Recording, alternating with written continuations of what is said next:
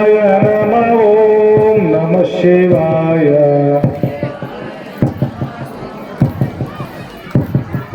ಶಿವ ಓಂ ಸಚ್ಚಿದಾನಂದ ಓಂ.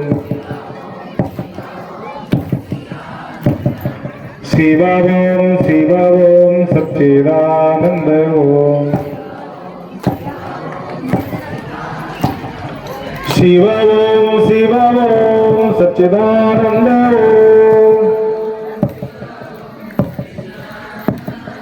ಶಿವ ಓಂ ಸಚ್ಚಿದಾನಂದ ಓಂ. ಶಿವ ಓಂ ಸಚ್ಚಿದಾನಂದ ಓಂ. ತಾಳಿ ಹೊರದ್ರಿ, ಚಪ್ಪಾಳೆ ಚಪ್ಪಾಳೆ. ಶಿವ ಓಂ ಸಚ್ಚಿದಾನಂದ ಓಂ. ಕೈ ಮ್ಯಾಲ ಮಾಡಿ. ಶಿವ ಓಂ ಸಚ್ಚಿದಾನಂದ ಓಂ. ಶಿವ ಓಂ ಸಚ್ಚಿದಾನಂದ ಓಂ. ಸಚ್ಚಿದಾನಂದ ಸದ್ಗುರುನಾಥ ಮಹಾರಾಜ ಕಿ ಹರ ಹರ ಹರ ಹರ ಹರ ಹರ. ತ್ರೈಲೋಕ್ಯ ಸಂಪದಾಲ್ಲೇಖ್ಯ ಸಮುಲ್ಲೇಖನ ವಿತ್ತೇ ಸಚ್ಚಿದಾನಂದ ರೂಪಾಯ ಶಿವಾಯ ಬ್ರಹ್ಮಣೇ ನಮಃ. ಯಾಮಾವು ಸರ್ವಲೋಕಾನಾಂ ಪ್ರಕೃತಿಂ ಶಾಸ್ತ್ರಪಾರಗ ತಾಂ ಧರ್ಮಚಾರಿಣಿಂ ಶಂಭೋ ಪ್ರಣಮಾಮಿ ಪರ ಶಿವ. ಓಂ ಸೋಮಾಯ ಸೋಮರೂಪಾಯ ಸೋಮ ಸೂರ್ಯಾಗ್ನಿ ಚಕ್ಷುಷೆ ಸೋಮಾರ್ಧಂ ಧಾರಿಣಿಂ ನಿತ್ಯಂ ಶಿವ ಸೋಮೇಶ್ವರಾಯತೆ ನಮಃ. ಪ್ರಾತಸ್ಮರಣೀಯ ರೇಣುಕಾದಿ ಪಂಚಾಚಾರ್ಯರನ್ನ, ಬಸವಾದಿ ಪ್ರಮಥರನ್ನ, ಕಾರುಣಿಕ ಯುಗ ಪುರುಷ ಹಾನಗಲ್ಲ ಗುರುಕುಮಾರ ಶಿವಗಳನ್ನ ಸ್ಮರಣೆ ಮಾಡಿ ಯಕಲಾರ ಗ್ರಾಮದ ಆರಾಧ್ಯ ದೈವ ಮಹಾದೇವನಲ್ಲಿಯೂ ಗ್ರಾಮದ ಸರ್ವ ದೇವರಲ್ಲಿಯೂ ಪ್ರಾರ್ಥನೆಯನ್ನ ಮಾಡಿ ನಿಮ್ಮೆಲ್ಲರ ಆರಾಧ್ಯ ಗುರುಗಳು, ಈ ಭಾಗದ ನಡೆದಾಡುವ ದೇವರು, ಮಮತಾ ಮಹಿಗಳು ಶ್ರೀ ಶಟಸ್ಥಲ ಬ್ರಹ್ಮ ಶಿವಲಿಂಗ ಶಿವಾಚಾರ್ಯರ ಪಾದಕ್ಕೂ ಭಕ್ತಿಯ ಪ್ರಣಾಮಗಳನ್ನು ನಿವೇದನೆ ಮಾಡಿ, ಅದೇ ಒಂದು ಮಾರ್ಗದಲ್ಲಿ ಈ ಸಮಾಜಕ್ಕೆ ಒಳ್ಳೆಯ ಧರ್ಮ ಸಂದೇಶವನ್ನ, ಒಳ್ಳೆಯ ಮಾರ್ಗದರ್ಶನವನ್ನ, ಭಕ್ತರ ಕಲ್ಯಾಣವನ್ನ ಗೈಯುತ್ತಿರುವಂತಹ ನಿಮ್ಮೆಲ್ಲರಿಗೂ ದರ್ಶನ ಆಶೀರ್ವಾದವನ್ನು ದಯಪಾಲಿಸಲಿರುವ ಶತಸ್ಥಲ ಬ್ರಹ್ಮ ಶಿವಾನಂದ ಶಿವಾಚಾರ್ಯ ಮಹಾಸ್ವಾಮೀಜಿಗಳ ಪಾದಕ್ಕೂ ಭಕ್ತಿಯ ಪ್ರಣಾಮಗಳನ್ನು ಸ್ಮರಣೆ ಮಾಡಿ, ಈ ಒಂದು ಸಮಾರಂಭದ ದಿವ್ಯ ನೇತೃತ್ವವನ್ನು ದಯಪಾಲಿಸಿದ ಧಾರೇಶ್ವರ ಅಂತಂದ್ರೆ ಸಾತಾರ ಜಿಲ್ಲೆಯಲ್ಲಿ ಬರ್ತದೆ. ಧಾರೇಶ್ವರ ಅಂತ ಹೇಳಿ ಆ ಒಂದು ಮಠದ ಪರಮ ಪೂಜ್ಯರು ನೀಲಕಂಠ ಶಿವಾಚಾರ್ಯರು ಅಂತ ಹೇಳಿ ಒಂದು 75-80 ವಯಸ್ಸಿನ ಪೂಜ್ಯರಿದ್ದಾರೆ. ಆ ಪರಮ ಪೂಜ್ಯರ ಉತ್ತರಾಧಿಕಾರಿಗಳಾಗಿರ್ತಕ್ಕಂಥ ಶಟಸ್ಥಲ ಬ್ರಹ್ಮ ಆದಿರಾಜ ಶಿವಾಚಾರ್ಯ ಮಹಾಸ್ವಾಮೀಜಿಗಳ ಪಾದಕ್ಕೆ ಭಕ್ತಿಯ ಪ್ರಣಾಮಗಳನ್ನು ನಿವೇದನೆ ಮಾಡಿ, ಈ ಒಂದು ಕಾರ್ಯಕ್ರಮದಲ್ಲಿ ಭಾಗವಹಿಸಿದ ಯಕಲಾರ ಗ್ರಾಮದ ಸದ್ಭಕ್ತರೇ, ಸುತ್ತಮುತ್ತಲಿನ ಗ್ರಾಮದ ಧರ್ಮಾಭಿಮಾನಿಗಳೇ, ಈ ಒಂದು ಕಾರ್ಯಕ್ರಮದಲ್ಲಿ ಯಶಸ್ವಿಯಾಗಿ ಸಂಘಟನೆ ಮುಖಾಂತರ ಯಶಸ್ವಿಗೊಳಿಸುತ್ತಿರುವಂತಹ ಈ ಕಮಿಟಿ ಬಳಗದವರೇ, ತಾಯಿಯಂದಿರೇ, ಮುದ್ದು ಮಕ್ಕಳೇ, ಒಬ್ಬ ಹೆಂಗಮಸ್ತಗ ಅಂತ ಕೇಳಿದ್ರೆ ನಿಮ್ಗೆ ಯಾರಿಗೂ ದೇವರ ಕೈ ಕೊಟ್ಟಿಲ್ಲ ಅಂದ್ರೆ ಕೈ ಇದ್ದವ್ರ ಕೈ ಮೇಲೆ ಹತ್ರ ನೋಡೋಣ. ಕೈ ಇದಾವ ನಿಮಗೆಲ್ಲ? ಆಗಲೇ ಪರಮ ಪೂಜ್ಯರನ್ನ ಸ್ವಾಗತ ಅಂತ ಹೇಳಿದ್ರು, ಗ್ರಾಮದ ಜನರಿಗೆ ಸ್ವಾಗತ ಅಂತ ಹೇಳಿದ್ರು, ಸುತ್ತಮುತ್ತಲಿನ ಭಕ್ತರಿಗೆ ಸ್ವಾಗತ ಅಂತ ಹೇಳಿದ್ರು. ಅವಾಗ ನಿಮ್ ಕೈ ಎಲ್ಲಿ ಹೋಗಿದ್ದು? ಕೈ ಇರೋದು ಯಾತಕ್ಕೆ ನೆನಪಿಟ್ಟುಕೋರಿ. ರೊಟ್ಟಿ ತಟ್ಟುವ ಕೈಗಳು ಮನೆಯನ್ನ ಬೆಳಗಿದರೆ, ರೊಟ್ಟಿ ತಟ್ಟುವ ಕೈಗಳು ಮನೆಯನ್ನ ಬೆಳಗಿದರೆ, ಬೆನ್ನ ತಟ್ಟುವ ಕೈಗಳು ಈ ಸಮಾಜವನ್ನು ಬೆಳಗ್ತಾವಂತ ನೀವೆಲ್ಲರೂ ಜೋರಾದ ಚಪ್ಪಾಳೆಯನ್ನು ತಟ್ಟರೆ ಎಲ್ಲರೂ ಕೂಡ ನೋಡೋಣ. ಇನ್ನೂ ಒಂದು ಸಲ ತಟ್ಟೆ ನೋಡು ನೋಡೋಣ ಹೆಂಗೆ ತಟ್ಟಿ ನಂಗೆ ಜ್ವರ ಚಪ್ಪಾಳೆ ತಟ್ರೆ. ಯಾವಾಗಲೂ ಯಾರನ್ನಾದ್ರೂ ಸ್ವಾಗತ ಇದ್ದಾಗ ಸ್ವಲ್ಪ ಚಪ್ಪಾಳೆ ತಟ್ರಿ. ನಾನು ಅನ್ಕೊಂಡೆ ಇಲ್ಲಿದ್ದಾಗ ಯಾರ ಹತ್ರನೂ ಕೈ ಕೊಟ್ಟಿಲ್ಲ ದೇವರು ಅಂತೇಳಿ. ಈಗ ಅನ್ನಿಸ್ತು ಎಲ್ಲರಿಗೆ ಕೈ ಕೊಟ್ಟಾನ ಅಂತೇಳಿ. ಈ ಸದ್ಯಕ್ಕ ಬಾಯಿ ಕೊಟ್ಟನ ಇಲ್ಲ ಅಂತ ಚೆಕ್ ಮಾಡ್ತೇನೆ. ಈಗ ಗೊತ್ತಾಯ್ತು ದೇವ್ರು ಎಲ್ಲರಿಗೂ ಕೈ ಕೊಟ್ಟಾನ ಅಂತ ಹೇಳಿ. ಈಗ ಬಾಯಿ ಕೊಟ್ಟಾನ ಇಲ್ಲ ಅಂತ ಹೇಳಿ ನಾ ಚೆಕ್ ಮಾಡ್ತೇನೆ. ಶ್ರೀಮದ್ ಜಗದ್ಗುರು ಪಂಚಾಚಾರ್ಯ ಮಹಾರಾಜಿಗೆ.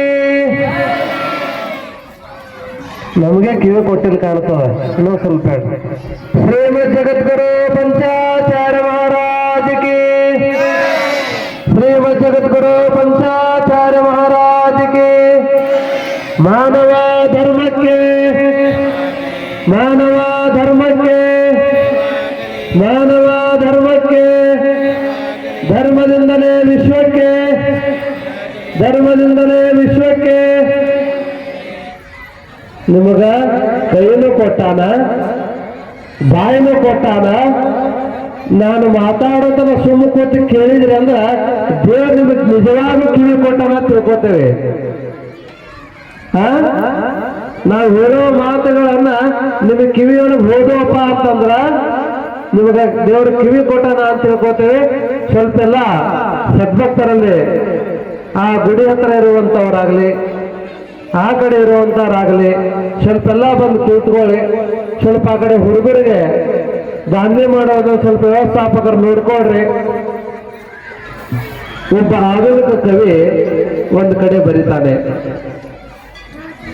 ಅನ್ನದ ಜಾತ್ರೆಯನ್ನು ನೋಡಬೇಕಾದ್ರೆ ಹಾಲಕೆರೆಯ ಅನ್ನದಾನೇಶ್ವರ ಮಠಕ್ಕೆ ಹೋಗು. ಅನ್ನದ ಜಾತ್ರೆಯನ್ನು ನೋಡಬೇಕಾದರೆ ಹಾಲಕೆರೆಯ ಅನ್ನದಾನೇಶ್ವರ ಜಾತ್ರೆಗೆ ಹೋಗು. ಜನಸಾಗರದ ಜಾತ್ರೆಯನ್ನು ನೋಡಬೇಕಾದರೆ ಕೊಪ್ಪಳದ ಗವಿಸಿದ್ದೇಶ್ವರ ಜಾತ್ರೆಗೆ ಹೋಗು. ಜನಸಾಗರದ ಜಾತ್ರೆಗೆ ನೋಡಬೇಕಾದರೆ ಕೊಪ್ಪಳದ ಗವಿಸಿದ್ದೇಶ್ವರ ಜಾತ್ರೆಗೆ ಹೋಗು. ದನಗಳ ಜಾತ್ರೆಯನ್ನು ನೋಡಬೇಕಾದರೆ ಐಗಿಳಿಯ ಮಾಣಿಕ ಪ್ರಭುವಿನ ಜಾತ್ರೆಗೆ ಹೋಗು. ದನಗಳ ಜಾತ್ರೆಯನ್ನು ನೋಡಬೇಕಾದರೆ ಕೊಪ್ಪಳದ ಐಗಿಳಿಯ ಮಾಣಿಕ ಪ್ರಭುವಿನ ಜಾತ್ರೆಗೆ ಹೋಗು.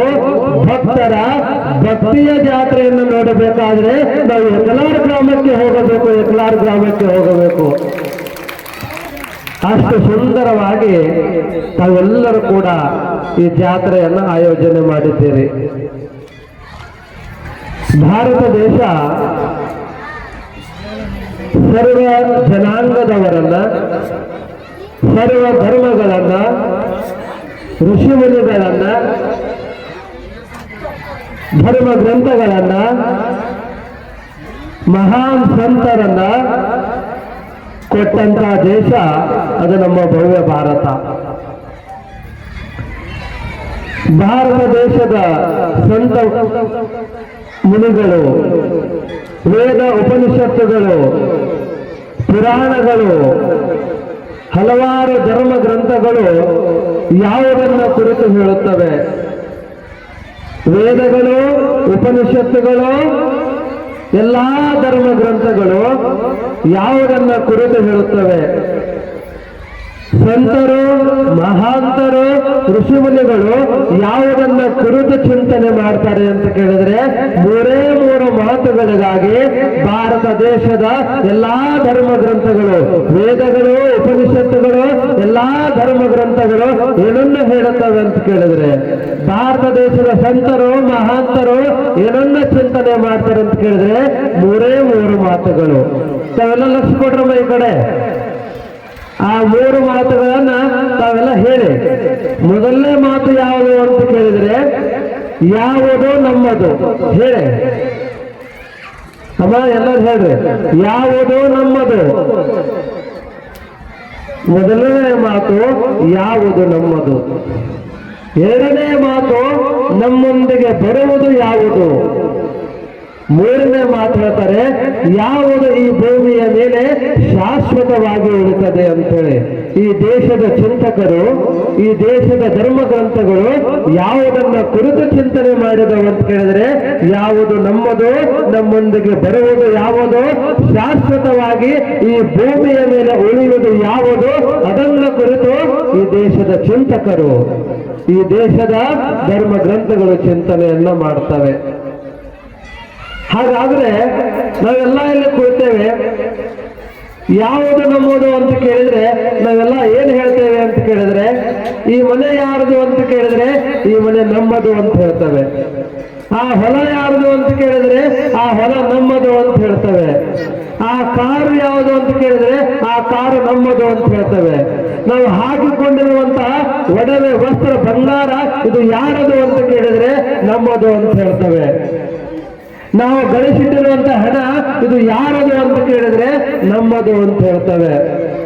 ನಾವೆಲ್ಲ ನೆನಪಿಟ್ಟುಕೊಳ್ಳಿ, ನಾವು ಗಳಿಸಿದ ಸಂಪತ್ತು, ನಾವು ಕಟ್ಟಿದ ಮನೆ, ನಾವು ತೆಗೆದುಕೊಂಡ ಕಾರು, ನಾವು ಧರಿಸಿಕೊಂಡ ಬಂಗಾರ ಇದು ಯಾವುದು ಕೂಡ ನಮ್ಮೊಂದಿಗೆ ಬರುವುದಿಲ್ಲ.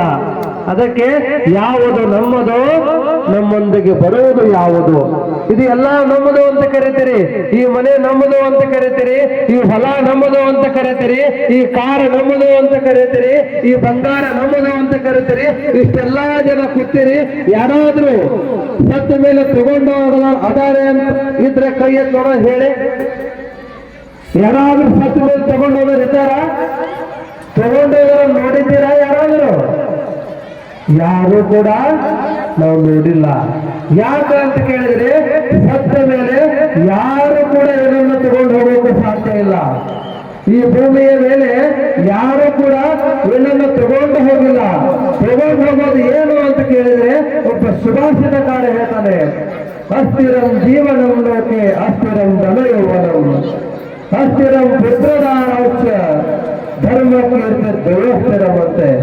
ಈ ಭೂಮಿಯ ಮೇಲೆ ಏನನ್ನು ತಗೊಂಡು ಹೋಗ್ತಾನೆ ಮನುಷ್ಯ ಅಂತ ಕೇಳಿದ್ರೆ, ತಾನು ಗಳಿಸಿದ ಸಂಪತ್ತಲ್ಲ, ತಾನು ಗಳಿಸಿದ ದೊಡ್ಡ ದೊಡ್ಡ ಬಂಗಲೆಗಳಲ್ಲ, ತಾನು ಗಳಿಸಿದ ವಜ್ರ ವೈಡೂರ್ಯವಲ್ಲ, ತಾನು ಗಳಿಸಿದ ಸಾವಿರ ಸಾವಿರ ಎಕರೆ ಭೂಮಿಯಲ್ಲ. ಮನುಷ್ಯ ತಗೊಂಡು ಹೋಗೋದೇನು ಅಂತ ಕೇಳಿದ್ರೆ, ತಾನು ಮಾಡಿದ ಒಳ್ಳೆಯ ಕಾರ್ಯಗಳನ್ನು ಮಾತ್ರ ಮನುಷ್ಯ ತಗೊಂಡು ಹೋಗ್ತಾನಂತೆ. ಅದಕ್ಕೆ ಈ ಭೂಮಿಯ ಮೇಲೆ ಶಾಶ್ವತವಾಗಿರ್ತಕ್ಕಂಥದ್ದು ಯಾವುದು ಅಂತ ಕೇಳಿದ್ರೆ, ನಾವು ಮಾಡಿರುವಂತಹ ಧರ್ಮ ಕಾರ್ಯಗಳು, ನಾವು ಮಾಡಿರುವಂತಹ ಪುಣ್ಯ ಕಾರ್ಯಗಳು, ನಾವು ಮಾಡಿರುವಂತಹ ಒಳ್ಳೆಯ ಕಾರ್ಯಗಳು. ಅದಕ್ಕೆ ಜಾನಪದ ಕವಿಗಳು ಬರೀತಾರೆ, ಏನು ಅಂತ ಕೇಳಿದ್ರೆ, ಎಷ್ಟು ದಿನ ಇಲ್ಲೇ ಇರತೆ ನಿನ್ನ ಮನೆ ಬ್ಯಾರೈತೆ, ಎಷ್ಟು ದಿನ ಇಲ್ಲೇ ಇರತೆ ನಿನ್ನ ಮನೆ ಬ್ಯಾರೈತೆ, ಬಣ್ಣದ ಮನೆಯ ಕಟ್ಟಿಸಿದ ಜೋರ, ಬಣ್ಣದ ಮನೆಯ ಕಟ್ಟಿಸಿದ ಜೋರ, ಸರಿಯಾಗಿ ನೀನು ಹೇಳಲಿಲ್ಲ ಪೂರ, ಹೆಂಡಾರ ಮಕ್ಕಳು ನನ್ನೋರಂದಪ್ಪ, ನೀನು ಹೋಗುವಾಗ ಯಾರು ಇಲ್ಲಪ್ಪ, ಎಷ್ಟು ದಿನ ಇಲ್ಲೇ ಇರತೆ ನಿನ್ನ ಮನೆ ಬ್ಯಾರೈತೆ. ಹೇಳ್ತಾರೆ ಜಾನಪದ ಕವಿಗಳು, ಎಷ್ಟು ದಿನ ಈ ಭೂಮಿ ಮೇಲೆ ನೀನಿರತ್ತೆ. ಒಬ್ಬ ಮಹಾರಾಜನಿದ್ದ, ಬಹಳ ಅಹಂಕಾರ ಬಂದ್ಬಿಟ್ಟಿತ್ತು ಮಹಾರಾಜನಿಗೆ. ದೊಡ್ಡ ಸಾಮ್ರಾಜ್ಯ, ಭವ್ಯವಾದ ಅರಮನೆ, ಎಲ್ಲಿ ನೋಡಿದರಲ್ಲಿ ಸಮೃದ್ಧಿಯಿಂದ ತುಂಬಿಕೊಂಡಿರುವಂತ ಆ ಸಾಮ್ರಾಜ್ಯ. ಆ ಮಹಾರಾಜನಿಗೆ ಅಹಂಕಾರ ಬಂದ್ಬಿಡ್ತದ, ಇದು ಎಲ್ಲವನ್ನು ನಾನೇ ನಿರ್ಮಾಣ ಮಾಡಿದ್ದೇನೆ, ಇದು ಎಲ್ಲವೂ ಶಾಶ್ವತವಾಗಿರುತ್ತದೆ ಅಂತ ಹೇಳಿ ಅಹಂಕಾರ ಬಂದ್ಬಿಟ್ಟಿರ್ತದೆ ಮಹಾರಾಜಗ. ತಮ್ಮಡಪ್ಪಗಳು ಆ ಒಂದು ಮಹಾರಾಜನ ಅರಮನೆ ಕಡೆಗೆ ಅಂದ್ರೆ ಧರ್ಮಯಾತ್ರೆಯನ್ನು ತಗೊಂಡು ಹೋಗ್ತಾ ಇರ್ತಾರೆ ಅಪ್ಪರು. ಹೋಗುವಂತ ಸಂದರ್ಭದೊಳಗ ಸಮಯ ಹೊತ್ತು ಹೋಗಿಬಿಡ್ತದೆ, ಸಮಯ 6-7 ಆಗಿಬಿಡ್ತದ. ಆ ರಾಜನ ಅರಮನೆಯನ್ನ, ಆ ರಾಜನ ರಾಜಧಾನಿಯನ್ನ ದಾಟಿ ಹೋಗಬೇಕಾದ್ರೆ ಸಮಯ ಇರೋದಿಲ್ಲ. ಹಾಗಾಗಿ ಕತ್ತಲಾಗ್ಯದ, ಇವತ್ತೊಂದು ದಿನ ಅರಮನೆಗೆ ಹೋಗಿ ರಾಜನ ಹತ್ರ ಉಳಿದಾಯ್ತು ಅಂತ ಹೇಳಿ ಅಪ್ಪಗಳು ತಮಿಳೂರಿನ ಅಪ್ಪಗಳು ಹೋಗ್ತಾರ. ಹೋದಾಗ ಆ ಮಹಾರಾಜನಿಗೆ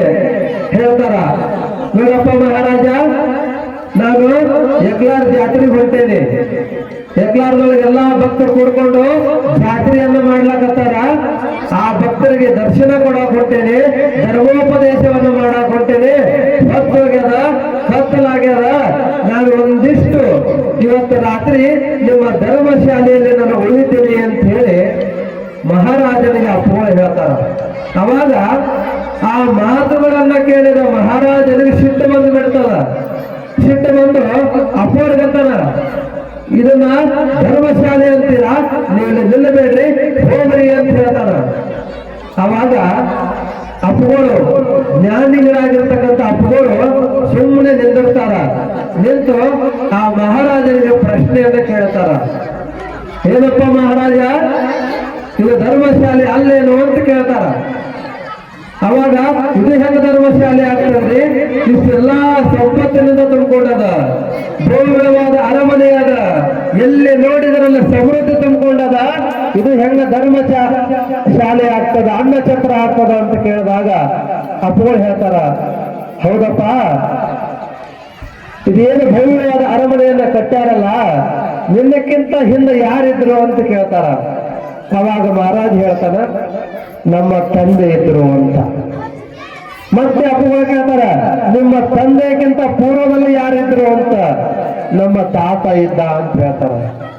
ಮತ್ತೆ ಕೇಳ್ತಾರ, ನಿಮ್ಮ ತಾತನಿಗಿಂತ ಪೂರ್ವದಲ್ಲಿ ಯಾರಿದ್ರು ಅಂತ ಹೇಳಿ. ನಮ್ಮ ಮುತ್ತಾತ ಇದ್ದ ಅಂತ.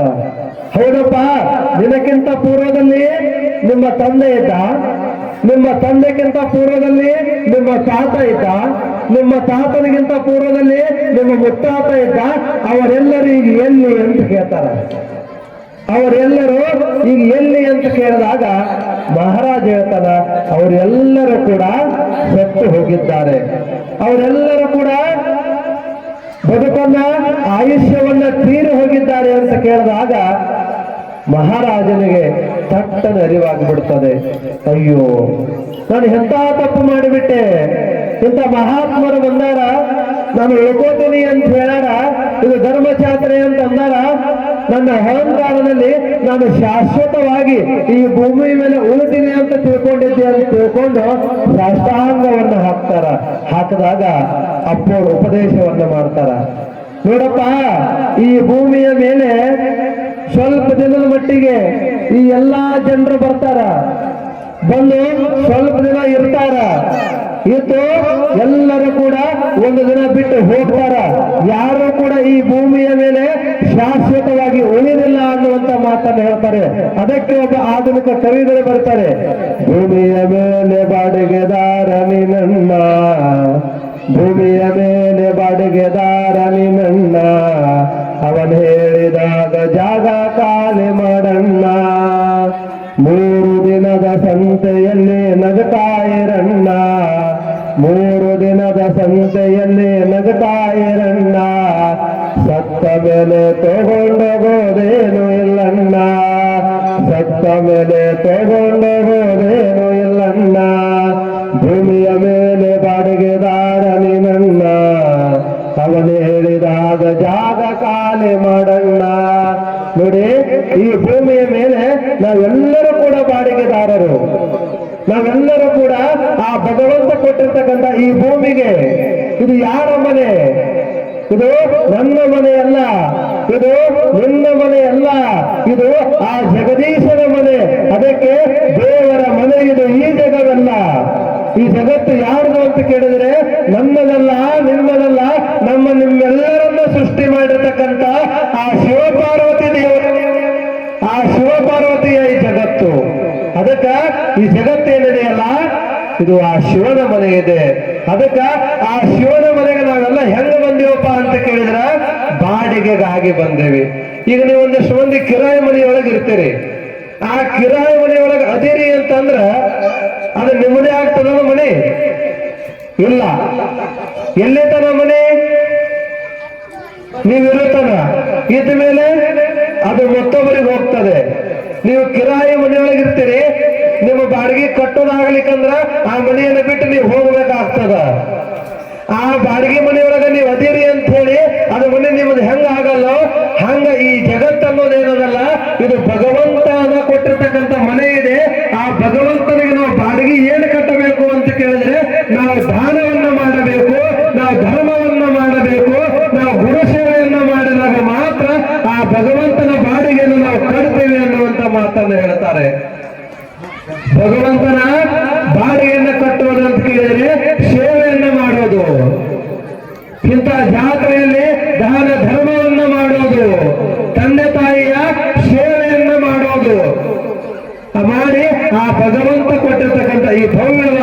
ಮೇಲೆ ನಾವು ಬಾಡಿಗೆಯನ್ನ ಕಟ್ಟಬೇಕು ಅಂತ ಹೇಳ್ತಾರೆ.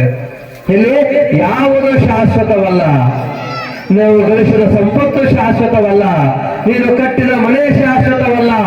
ಎಲ್ಲರೂ ಕೂಡ ಒಂದು ದಿನ ನಾವು ಬಿಟ್ಟು ಹೋಗಲೇಬೇಕು. ಯಾರೂ ಕೂಡ ಈ ಭೂಮಿಯ ಮೇಲೆ ಸ್ಥಿರವಾಗಿ ಉಳಿದವರಿಲ್ಲ.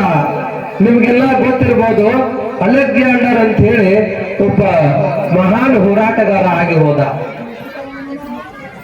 ಅಲೆಕ್ಸಾಂಡರ್ ಎಷ್ಟು ಅದ್ಭುತ ಇದ್ನ ಅಂತಂದ್ರೆ ಇಡೀ ಜಗತ್ತನ್ನೇ ಗೆದ್ದಿದ್ದ. ಒಂದನ್ನು ಬಿಟ್ಟು ನೆನಪಿಟ್ಟುಕೊಳ್ಳಿ, ಎಲ್ಲ ಸತ್ಯ.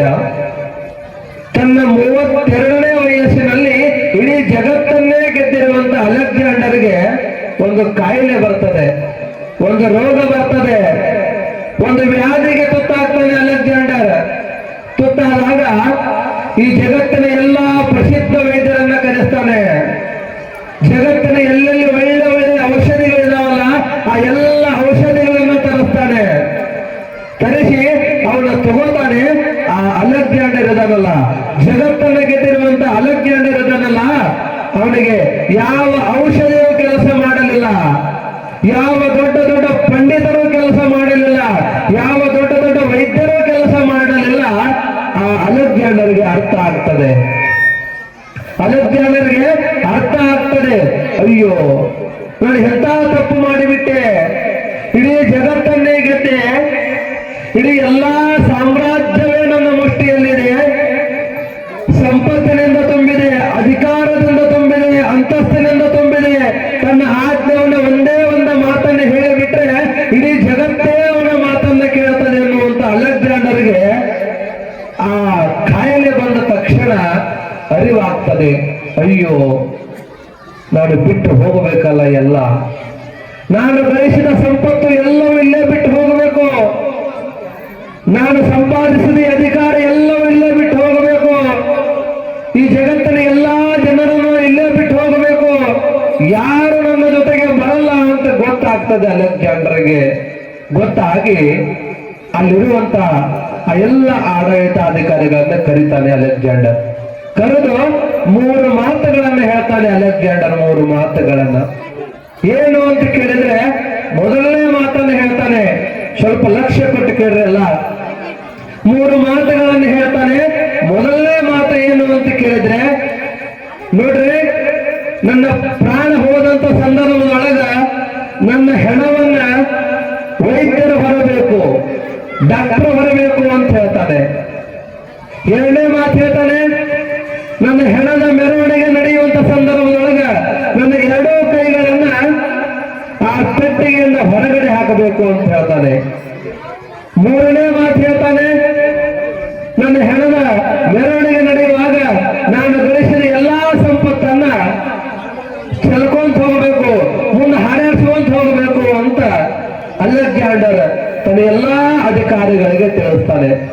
ಅವಾಗ ಅಧಿಕಾರಿಗಳು ಕೇಳ್ತಾರೆ, ಯಾಕೆ ನಿಮ್ಮ ಹೆಣವನ್ನ, ನಿಮ್ಮ ಈ ಪಾರ್ಥಿವ ಶರೀರವನ್ನ ವೈದ್ಯರು ಹೊರಬೇಕು ಅಂತ ಕೇಳಿದಾಗ ಎಷ್ಟು ಕಿಮ್ಮತ್ತಿನ ಮಾತನ್ನು ಹೇಳ್ತಾನೆ ಅಂತ ಕೇಳಿದ್ರೆ ಅಲೆಕ್ಸಾಂಡರ್, ನಾನು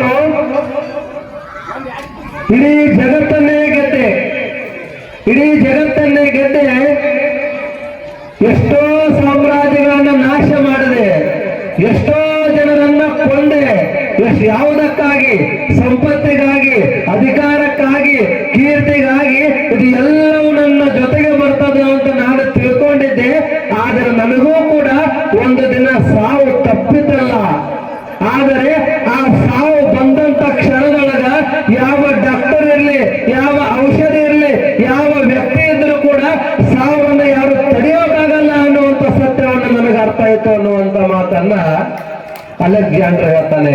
ಅದಕ್ಕೆ ಆಧುನಿಕ ಕವಿಗಳು ಹೇಳ್ತಾರೆ, ಹುಟ್ಟಿದ ಒಮ್ಮೆ ಸಾಯಲೇಬೇಕು, ಕಟ್ಟಿದ ಮನೆ ಒಮ್ಮೆ ಬೀಳಲೇಬೇಕು, ಹುಟ್ಟಿದ ಒಮ್ಮೆ ಸಾಯಲೇಬೇಕು, ಕಟ್ಟಿದ ಮನೆ ಒಮ್ಮೆ ಬೀಳಲೇಬೇಕು, ಸೃಷ್ಟಿಯ ನಿಯಮವಿದು ಎಲ್ಲ ಮಾನವ, ಸೃಷ್ಟಿಯ ನಿಯಮವಿದು ಎಲ್ಲ ಮಾನವ. ಹೇಳ್ತಾರೆ, ಹುಟ್ಟಿದ ಒಳ ಒಮ್ಮೆ ಬೀಳಲೇಬೇಕು, ಕಟ್ಟಿದ ಮನೆ ಒಮ್ಮೆ ಬೀಳಲೇಬೇಕು. ಇದು ಆ ಭಗವಂತ ಬರೆದಿರುವಂತ ನಿಯಮ ಅಂತ. ಆ ದೇವರು ಏನು ಹಣೆ ಬರದೊಳಗೆ ಬರಿತಾನಲ್ಲ, ಆ ಹಣೆ ಬರ ಎಂದೂ ಸುಳ್ಳಾಗಲ್ಲಂತ. ಒಂದು ದಿನ ಯಮಧರ್ಮ ಮೇಲೆ ವಿಷ್ಣುವಿನ ದರ್ಶನಕ್ಕೆ ಹೊಂಟಿದ್ದ. ಯಮಧರ್ಮ ವಿಷ್ಣುವಿನ ದರ್ಶನ ತಗೋಬೇಕು ಅಂತ ಹೋಗ್ತಾ ಇದ್ದ. ಹೋದಂತ ಸಂದರ್ಭದೊಳಗ ಆ ವಿಷ್ಣುವಿನ ದರ್ಶನಕ್ಕೆ ಹೋಗುವಂತ ಸಂದರ್ಭದಾಗ ಅಲ್ಲೊಂದು ಮಹಾದ್ವಾರ ಇತ್ತು. ಆ ಮಹಾದ್ವಾರದ ಹತ್ರ ಒಂದು ಗುಬ್ಬಿ ಕುಂತಿತ್ತು. ಆ ಯಮಧರ್ಮ ಹೋಗುವಂತ ಸಂದರ್ಭದೊಳಗ ಆ ಮಹಾದ್ವಾರದ ಹತ್ರ ನಿತ್ತ ಆ ಗುಬ್ಬಿ ಕಡೆ ನೋಡ್ದ. ಆ ಗುಬ್ಬಿ ಕಡೆ ಯಮಧರ್ಮ ನೋಡುವಂತದ್ದನ್ನ ಆ ವಿಷ್ಣುವಿನ ವಾಹನ ಗರುಡ ನೋಡ್ಲಾಕತ್ತೈತಲ್ಲ ಕುಂತು. ಯಮಧರ್ಮ ನೋಡಿ ಒಳಗೆ ಹೋದ ಮೇಲೆ ಆ ಗರುಡನಿಗೆ ಅನ್ನಿಸ್ತು, ಯಮಧರ್ಮನ ದೃಷ್ಟಿ ಈ ಗುಬ್ಬಚ್ಚಿ ಮೇಲೆ ಬಿದ್ದಾದ ಅಂತ ಕೇಳಿದ್ರೆ ಆ ಗುಬ್ಬಚ್ಚಿ ಪ್ರಾಣ ಹೋಗ್ತದ. ಅದಕ್ಕ ಆ ಗುಬ್ಬಚ್ಚಿಗೆ ಯಮಧರ್ಮ ತೊಂದರೆ ಕೊಡ್ತಾನ ಅಂತ ತಿಳ್ಕೊಂಡು ಆ ಗುಬ್ಬ ಹದ್ದೇನು ಮಾಡ್ತಪ್ಪ, ಆ ಗರುಡ ಏನ್ ಮಾಡ್ತು ಅಂತಂದ್ರ ಆ ಗುಬ್ಬಚ್ಚಿನ ತಗೊಂಡು ಬಹಳ ದೂರ, ಯಾವ ಜನ ಇಲ್ಲದಲ್ಲಿ, ಯಾವ ಸಮಸ್ಯೆ ಇಲ್ಲದಲ್ಲಿ ಹೋಗಿ ಒಂದು ಗಿಡ ಇತ್ತು, ಆ ಗಿಡದ ಒಳಗೆ ಹಾಕಿ ಬಂತು. ಗರುಡ ಒಯ್ದು ಆ ಗುಬ್ಬಿಯನ್ನ ಆ ಗಿಡದೊಳಗೆ ಹಾಕಿ ಬಂದು ಒಳಗೆ ಕುಂತಿತ್ತು. ಯಮಧರ್ಮ ವಿಷ್ಣುವಿನ ದರ್ಶನ ತಗೊಂಡು ಹೊರಗೆ ಬರ್ತಾ ಇದ್ದ. ಬಂದು ಹೋಗೋ ಕಾಲಕ್ಕ ಆ ಕಡೆ ನೋಡ್ತಾನ, ಗುಬ್ಬಿನೇ ಇಲ್ಲ. ಅವಾಗ ಆಶ್ಚರ್ಯ ಆಯ್ತು, ಗುಬ್ಬಿ ಎಲ್ಲಿ ಹೋಯ್ತು ಅಂತ ಹುಡುಕಾಡ್ಲಕತ್ತ. ಅವಾಗ ಗರುಡ ನೋಡಿ ಯಮಧರ್ಮ ಹತ್ರ ಬಂದು ಕೇಳ್ದ, ಏನ್ ಹುಡುಕಾಡತ್ತೆ ಯಮಧರ್ಮ? ಇಲ್ಲ, ಅಲ್ಲಿ ಗುಬ್ಬಿತ್ತು, ಆ ಗುಬ್ಬಿ ಎಲ್ಲಿ ಹೋಗ್ಯದ ಅಂತ ನೋಡ್ಲಾಕತ್ತೇನೆ. ಇಲ್ಲ, ನಿನ್ನ ದೃಷ್ಟಿ ಬಿದ್ದದಲ್ಲ, ನೀನ್ ನೋಡಿ ಹೋಗಿಲ್ಲ, ಗೊತ್ತಾಯ್ತು. ಅದ್ರ ಪ್ರಾಣವನ್ನ ನೀನು ತೆಗಿತಿ, ಅದು ಪ್ರಾಣವನ್ನು ಹೋಗ್ತದ. ಅದಕ್ಕೆ ಇದೊಂದು ಅಧರ್ಮವಾಗಲಿ, ಇದು ಇತಿಹಾಸದೊಳಗೆ ಇದೊಂದು ಸುಳ್ಳಾಗಿಬಿಡ್ಲಿ. ಯಮಧರ್ಮ ನೋಡಿದ ಮೇಲೆ ಅದರ ಪ್ರಾಣ ಉಳಿತು ಅಂದ್ರ ಇದೊಂದು ಇತಿಹಾಸ ಆಗ್ತದೆ ಅಂತ ತಿಳ್ಕೊಂಡು ಅದರ ಪ್ರಾಣ ಉಳಿಸಬೇಕು ಅಂತ ತಿಳ್ಕೊಂಡು ನಾನು ಒಯ್ದು ಅಲ್ಲೊಂದು ಗಿಡದ ಪೊಟ್ರೆಯಲ್ಲಿ ಹಾಕಿ ಬಂದೇನಿ ಅಂತ ಆ ಗರುಡ ಹೇಳಿದಾಗ ನಿಮ್ಗೆಲ್ಲೋ ಲಕ್ಷ್ಯ ಕೊಟ್ಟು ಕೇಳಿ ಯಮಧರ್ಮ ಹೇಳ್ತಾನ. ಅವಾಗ ನಕ್ಕೊಂತ ಯಮಧರ್ಮ ಹೇಳ್ತಾನ, ಏನು ಅಂತ ಕೇಳಿದ್ರ, ನಾನು ಯೋಚನೆಯನ್ನು ಮಾಡ್ಲಾಕತ್ತಿದ್ದೆ, ಇಲ್ಲಿ ಕುಳಿತಿರುವಂತ ಗುಬ್ಬಿ ಇದೆಯಲ್ಲ, ಈ ಗುಬ್ಬಿಗೆ ಒಂದ್ 5 ನಿಮಿಷ ಆಯ್ತು ಅಂದ್ರ ಪ್ರಾಣ ಹೋಗ್ತದ. ಅದು ಹೆಂಗ ಪ್ರಾಣ ಹೋಗ್ತದಂತ ಇಲ್ಲಿಂದ ಒಂದು 1000 ಕಿಲೋಮೀಟರ್ ಒಳಗ ಒಂದು ಪರ್ವತ ಅದ. ಆ ಪರ್ವತದೊಳಗ ಒಂದು ಗಿಡ ಅದ. ಆ ಗಿಡದೊಳಗ ಒಂದು ಹಾವು ಬಾಯಿ ತೆರ್ಕೊಂಡು ಕೂತದ. ಆ ಹಾವಿನ ಬಾಯಿ ಒಳಗ ಇದ್ರ ಪ್ರಾಣ ಹೋಗುವಂತದ್ದು ಅದ. ಅದು ಹೆಂಗ್ ಹೋಗ್ತದ ಅಂತೇಳಿ ನಾನು ಆಶ್ಚರ್ಯ ಪಟ್ಟಿದ್ದೆ. ಆದ್ರೆ ವಿಧಿ ಲಿಖಿತ ಇಲ್ಲೇ ಇದ್ರು ಕೂಡ ಹೋಗಿ ನಿನ್ನಿಂದ ಆ ಕೆಲಸ ಮಾಡಿಸ್ತು ಅಂತ ಹೇಳಿ ಯಮಧರ್ಮ ಹೇಳ್ತಾನೆ.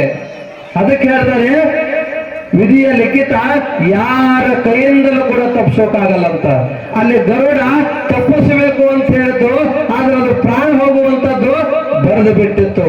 ಅದಕ್ಕೆ ಹೇಳಲ್ವೇ, ಮೊದಲೇ ಬರೆದು ಕಳಿಸಾನು ಬ್ರಹ್ಮ, ನಿನಗ ತಿಳಿಲಿಲ್ಲ ತಮ್ಮ, ಮೊದಲೇ ಬರೆದು ಕಳಿಸಾನು ಬ್ರಹ್ಮ. ಮೊದಲೇ ಬರೆದು ಕಳಿಸಿಬಿಟ್ಟಿರ್ತಾನ, ಎಲ್ಲಿ ಹುಟ್ಟಬೇಕು, ಏನಾಗಬೇಕು, ಯಾರು ಏನು ಮಾಡಬೇಕು, ಯಾರ ಕೈಯಿಂದ ಒಳ್ಳೆಯ ಕೆಲಸಗಳಾಗಬೇಕು, ಯಾರ ಕೈಯಿಂದ ಪುಣ್ಯದ ಕೆಲಸ ಆಗಬೇಕು ಅಂತ ಹೇಳಿ ಬ್ರಹ್ಮ ಮೊದಲೇ ಬರೆದು ಕಳಿಸಿಬಿಟ್ಟಿರ್ತಾನ. ಹಂಗ ಆ ಅಲಕ್ಷ್ಯಂದ್ರಿಗೆ ಅರ್ಥ ಆಗಿಬಿಡ್ತು, ನನ್ನ ಪ್ರಾಣ ಉಳಿಯೋದಿಲ್ಲ ಅಂತ. ಅದಕ್ಕ ನನ್ನ ಹೆಣವನ್ನ ಡಾಕ್ಟರ್ ಬರಬೇಕು ಅಂತಂದ. ಯಾವ ಡಾಕ್ಟ್ರು, ಯಾವ ಔಷಧಿ, ಯಾವುದು ಕೂಡ ನನ್ನ ಪ್ರಾಣ ಹೋಗುವಂತ ಸಂದರ್ಭದೊಳಗ ಆ ದೇವರು ಬರೆದಿರುವಂತಹ ಆ ವಿಧಿ ಲಿಖಿತವನ್ನ ಯಾರಿಂದಲೂ ಕೂಡ ತಡೆಯೋಕ್ಕಾಗಲ್ಲ ಅಂತ ಹೇಳಿ ನನ್ನ ಹೆಣವನ್ನ ಡಾಕ್ಟರ್ ಹೊರಬೇಕು ಅಂತ ಹೇಳ್ತಾನೆ. ಅವಾಗ ಎರಡನೇ ಮಾತು ಏನು ಇಲ್ಲ, ನನ್ನ ಹೆಣದ ಮೆರವಣಿಗೆ ನಡೆಯುವಾಗ ಬಂಗಾರ ನಾಣ್ಯ ಸಂಪತ್ತನ್ನು ಚೆಲ್ಕೊಂತ ಹೋಗಬೇಕು. ಇದು ಯಾಕ ಅಂತ ಕೇಳ್ತಾರ. ನಾನು ಇಷ್ಟೆಲ್ಲ ಬಡದಾಡಿದ್ದು ಇದು ಎಲ್ಲವೂ ನನ್ನ ಜೊತೆಗೆ ಬರ್ತದ ಅಂತ ತಿಳ್ಕೊಂಡು ಈ ಎಲ್ಲಾ ಸಂಪತ್ತನ್ನ ಈ ಸಂಪತ್ತು ಕೂಡ ನನ್ನ ಜೊತೆಗೆ ಬರುವುದಿಲ್ಲ, ಅದನ್ನು ಕೂಡ ಇಲ್ಲೇ ಬಿಟ್ಟು ಹೋಗಬೇಕು. ಹಾಗಾಗಿ ಜಗತ್ತಿಗೆ ಗೊತ್ತಾಗಬೇಕು, ಎಲ್ಲವನ್ನು ಗೆದ್ದಿರುವಂತ ಅಲೆಕ್ಸಾಂಡರ್ ಕೂಡ ಏನನ್ನು ತಗೊಂಡು ಹೋಗೋಕ್ಕಾಗಲಿಲ್ಲ ಅಂತ ಈ ಜಗತ್ತಿಗೆ ಗೊತ್ತಾಗಲಿ, ಹಾಗಾಗಿ ಎಲ್ಲಾ ಸಂಪತ್ತನ್ನು ಚೆಲ್ರಿ ಅಂತ ಹೇಳ್ದ. ಮೂರನೇ ಮಾತು, ತನ್ನ ಎರಡೂ ಕೈಗಳನ್ನ ಹೊರಗಾಕಂತಿದ್ದ. ಇದು ಯಾಕ ಅಂತ ಕೇಳ್ದ. ಅವಾಗ ಅಲೆಕ್ಸಾಂಡರ್ ಹೇಳ್ತಾನೆ, ನೋಡ್ರಿ, ಇಷ್ಟೆಲ್ಲಾ ಬದುಕನ್ನು ನಾನು ಕಷ್ಟಪಟ್ಟಿದ್ದು ಈ ಅಧಿಕಾರಕ್ಕಾಗಿ, ಈ ಸಂಪತ್ತಿಗಾಗಿ, ಈ ಒಂದು ಸುಖಕ್ಕಾಗಿ ನಾನು ಬರುವಾಗ ಖಾಲಿ ಕೈಯಿಂದ ಬಂದಿನಿ, ಇಷ್ಟೆಲ್ಲಾ ಬಡದಾಡಿದೆ, ಇಷ್ಟೆಲ್ಲಾ ಕಷ್ಟಪಟ್ಟೆ, ಹೋಗೋ ಕಾಲಕ್ಕೂ ಕೂಡ ನಾನು ಖಾಲಿ ಕೈಯಲ್ಲಿ ಹೋಗುತ್ತೇನೆ ಅನ್ನುವಂತ ಸಂದೇಶ ಈ ಜಗತ್ತಿಗೆ ಗೊತ್ತಾಗಬೇಕು. ಹಾಗಾಗಿ ನಾನು ಎರಡೂ ಕೈಗಳನ್ನ ಹೊರಗಾಕ್ರಿ ಅಂತ ಹೇಳ್ತಾನೆ. ತನ್ನ ಎರಡೂ ಕೈಗಳನ್ನ ಹೊರಗಾಗ್ರಿ ಅಂತ ಹೇಳಿದಾಗ ಅವಾಗಲ್ಲಿ ಇರ್ತಕ್ಕಂಥ ಎಲ್ಲರಿಗೂ ಅರಿವಾಗ್ತದೆ, ಅಯ್ಯೋ, ಯಾರು ಕೂಡ ಈ ಭೂಮಿಯ ಮೇಲೆ ಏನನ್ನು ತಗೊಂಡು ಹೋಗ್ಲಿಕ್ಕೆ ಸಾಧ್ಯ ಇಲ್ಲ. ಆಳಿದ ಅರಸರೆಲ್ಲ ಅಳಿದು ಹೋದರು, ಬಳಸಿದ ಅರಮನೆ ಬೀಳು ಬಿದ್ದವು. ಆಳಿದ ಅರಸರೆಲ್ಲ ಅಳಿದು ಹೋದರು, ಬಳಸಿದ ಅರಮನೆ ಬೀಳು ಬಿದ್ದವು. ಗೆದ್ದು ಬೀಗಿದವರೆಲ್ಲ ಸತ್ತಿಲ್ಲದೆ ಕಾಲವಾದರು. ಆಳಿದ ಅರಸನಿಲ್ಲ, ಬಳಸಿದ ಅರಮನೆ ಇಲ್ಲ, ಗೆದ್ದು ಬೀಗಿದವರಿಲ್ಲ, ಸುಮ್ಮನೆ ಈ ಲೋಕದಲ್ಲಿ ಒದ್ದಾಡುವಿರಿಯಲ್ಲ ಅನ್ನುವಂತ ಮಾತನ್ನು ಹೇಳುತ್ತಾರೆ. ಈ ಭೂಮಿಯ ಮೇಲೆ ಹುಟ್ಟಿದ ಮೇಲೆ ಮನುಷ್ಯ ಯಾವುದನ್ನು ತಗೊಂಡು ಹೋಗೋದಿಲ್ಲ. ನೀನು ಗಳಿಸಿದ ಸಂಪತ್ತು ನಿನ್ನ ಜೊತೆಗೆ ಬರುವುದಿಲ್ಲ, ನಿನ್ನ ಹೆಂಡರು ಮಕ್ಕಳು ನಿನ್ನ ಜೊತೆಗೆ ಬರುವುದಿಲ್ಲ, ನೀನು ಕಟ್ಟಿದ ಮನೆ ನಿನ್ನ ಜೊತೆಗೆ ಬರುವುದಿಲ್ಲ, ನಿನ್ನ ಜನ ನಿನ್ನ ಜೊತೆಗೆ ಬರುವುದಿಲ್ಲ. ಹಾಗಾದರೆ ನಮ್ಮ ಜೊತೆಗೆ ಬರುವುದು ಯಾವುದು ಅಂತ ಕೇಳಿದರೆ, ಈ ಶಿವಪಾರ್ವತಿ ದೇವಸ್ಥಾನದಲ್ಲಿ ಬಂದು ಒಳ್ಳೆಯ ಧರ್ಮ ಸಂದೇಶವನ್ನು ನೀವು ಕೇಳಿದಿರಲ್ಲ, ಈ ಪುಣ್ಯ ಮಾತ್ರ ನಿಮ್ಮೊಂದಿಗೆ ಬರ್ತದೆ, ಈ ಪುಣ್ಯ ಮಾತ್ರ ನಿಮ್ಮೊಂದಿಗೆ ಬರ್ತದೆ. ಹಾಗಾಗಿ ಅಂತ ಪುಣ್ಯವನ್ನ ಸಂಪಾದನೆ ಮಾಡುವಂತವರು ಎಕ್ಲಾರ್ ಗ್ರಾಮದವರಾಗಿದ್ದೀರಿ. ಈ ಭೂಮಿಯ ಮೇಲೆ ನಾವು ತಗೊಂಡೋಗೋದೇನೇ ಇದ್ರೂ ಕೂಡ ನಾವು ಮಾಡಿದ ಒಳ್ಳೆಯ ಕೆಲಸಗಳು, ನಾವು ಮಾಡಿದ ದಾನ ಧರ್ಮಗಳು, ನಾವು ಮಾಡಿದ ಗುರು ಸೇವೆ, ನಾವು ಮಾಡಿದ ತಂದೆ ತಾಯಿ ಸೇವೆ ಅನ್ನುವ ಮಾತುಗಳನ್ನು ಹೇಳಿ, ಯಾಕಂದ್ರೆ ಎಲ್ಲ ನಮ್ಮ ನಾಟಕ ಬಳಗದವರು ತಯಾರಾಗಿ ಕುಂತಾರ. ಅಪ್ಪವ್ರು ಹೇಳಿದ್ರು, ಟೈಮ್ ಆಗ್ಯದ, ಜಲ್ದಿ ಮಾತಾಡೋಣ್ರಿ ಅಂತ ಹೇಳಿ. ಯಾಕಂದ್ರೆ ನೀವೆಲ್ಲ ಇಲ್ಲ ಕೇಳಕ್ ಕುಂತಿರಲ್ಲ, ನಾಟಕ ನೋಡ್ಲಕ್ ಕುಂತವ್ರೆ ಬಹಳ ಜನ ಅದರಿ, ಅಪ್ಪವ್ರ ಮಾತು ಕೇಳಕ್ ಕುಂತವ್ರೆ ಕಮ್ಮದ್ರಿ. ನೋಡ್ರಿ, ಈಗ ನಾಟಕ ಶುರುವಾಯ್ತು ಅಂತಂದ್ರ ಎಲ್ಲಾ ಕಡೆ ಜನ ಬಂದು ಇಲ್ಲೇ ಇರ್ತದ, ಎಲ್ಲಾ ಕಡೆ ಜನ ಬಂದು ಇಲ್ಲೇ ಇರ್ತದ. ಈಗ ಅರ್ಥ ಮಾಡ್ಕೊಂಡ್ರಿ ಯಾವ್ದು ನಮ್ಮ ಜೊತೆಗೆ ಬರ್ತದ ಅಂತಂದ್ರ ನಾವು ಮಾಡಿದ ಪುಣ್ಯದ ಕೆಲಸಗಳು, ಇಲ್ಲಿ ಕುಂತ ಕೇಳಿರ್ತಕ್ಕಂತಹ ಧರ್ಮ ಸಂದೇಶಗಳು ಮಾತ್ರ ನಮ್ಮ ಜೊತೆಗೆ ಬರ್ತವೆ ಈ ಜೀವನದಲ್ಲಿ.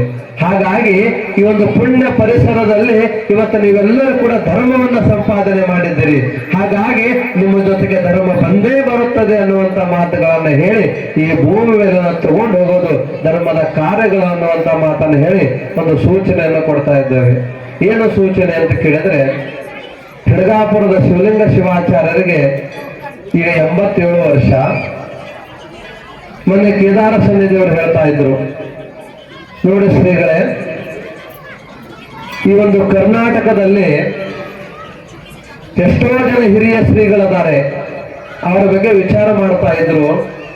ಏನು ಎಲ್ಲ ಹಿರಿಯ ಶ್ರೀಗಳಿದ್ದಾರಲ್ಲ, ಈ ಸಮಾಜಕ್ಕಾಗಿ, ಭಕ್ತರ ಉದ್ಧಾರಕ್ಕಾಗಿ ತಮ್ಮ ಎಲ್ಲಾ ತುಂಬು ಜೀವನವನ್ನ ಈ ಸಮಾಜಕ್ಕೆ ಅರ್ಪಣೆಯನ್ನ ಮಾಡಿದ್ದಾರೆ. ಆ ಅರ್ಪಣೆ ಮಾಡಿರುವಂತಹ ಒಂದು ವಿಚಾರವನ್ನು ಸನ್ನಿಧಿಯವರು ತಿಳಿಸುವಾಗ, ಎಲ್ಲಾ ಸ್ವಾಮಿಗಳ ಹೆಸರು ತಗೊಳ್ಳುವಾಗ ಖಡ್ಗಾಪುರ ಶ್ರೀಗಳ ಹೆಸರು ತಗೊಂಡು ಹೇಳ್ತಾರೆ. ಈ ನಮ್ಮ ಬೀದರ್ ಭಾಗದಲ್ಲಿ ಖಡ್ಗಾಪುರ ಶ್ರೀಗಳು ಮತ್ತು ಹುಡುಗಿಯ ಶ್ರೀಗಳು ಶತಾಯುಷಿಯ ಸಮೀಪಕ್ಕೆ ಬಂದಿರತಕ್ಕಂಥ ಶ್ರೀಗಳು ತುಂಬು 87-90 ವಯಸ್ಸಿನಲ್ಲಿ ಇದ್ದಾರೆ. ಅಂತ ಪರಮ ಪೂಜ್ಯರು, ಅಂತ ಶ್ರೀಗಳನ್ನ ಪಡೆದುಕೊಂಡಿರ್ತಕ್ಕಂಥ ಭಕ್ತ ಕುಲವೇ ಪುಣ್ಯವಂತರು ಅನ್ನುವಂತ ಮಾತನ್ನು ಹೇಳಿ ಒಂದು ಆಜ್ಞೆಯನ್ನ ಮಾಡಿದರು. ಏನು ಅಂತಂದ್ರ, ಈಗ ಸಹಸ್ರ ಚಂದ್ರದರ್ಶನ ಅಂತ ಹೇಳಿ ಒಂದು ಅಧ್ಯಾತ್ಮದಲ್ಲಿ ಒಂದು ಕ್ರಿಯೆ ಬರ್ತದೆ. ಏನು ಸಹಸ್ರ ಚಂದ್ರದರ್ಶನ ಅಂತಂದ್ರೆ, ಯಾರು 80 ವರ್ಷವನ್ನ ವಸಂತವನ್ನ ದಾಟ್ತಾರಲ್ಲ, ತಮ್ಮ ಹುಟ್ಟಿನಿಂದ ಆ 80 ವರ್ಷದವರೆಗೆ 1000 ಚಂದ್ರರನ್ನ ಅವ್ರು ನೋಡಿರ್ತಾರಂತೆ. 1,000 ಚಂದ್ರರನ್ನ.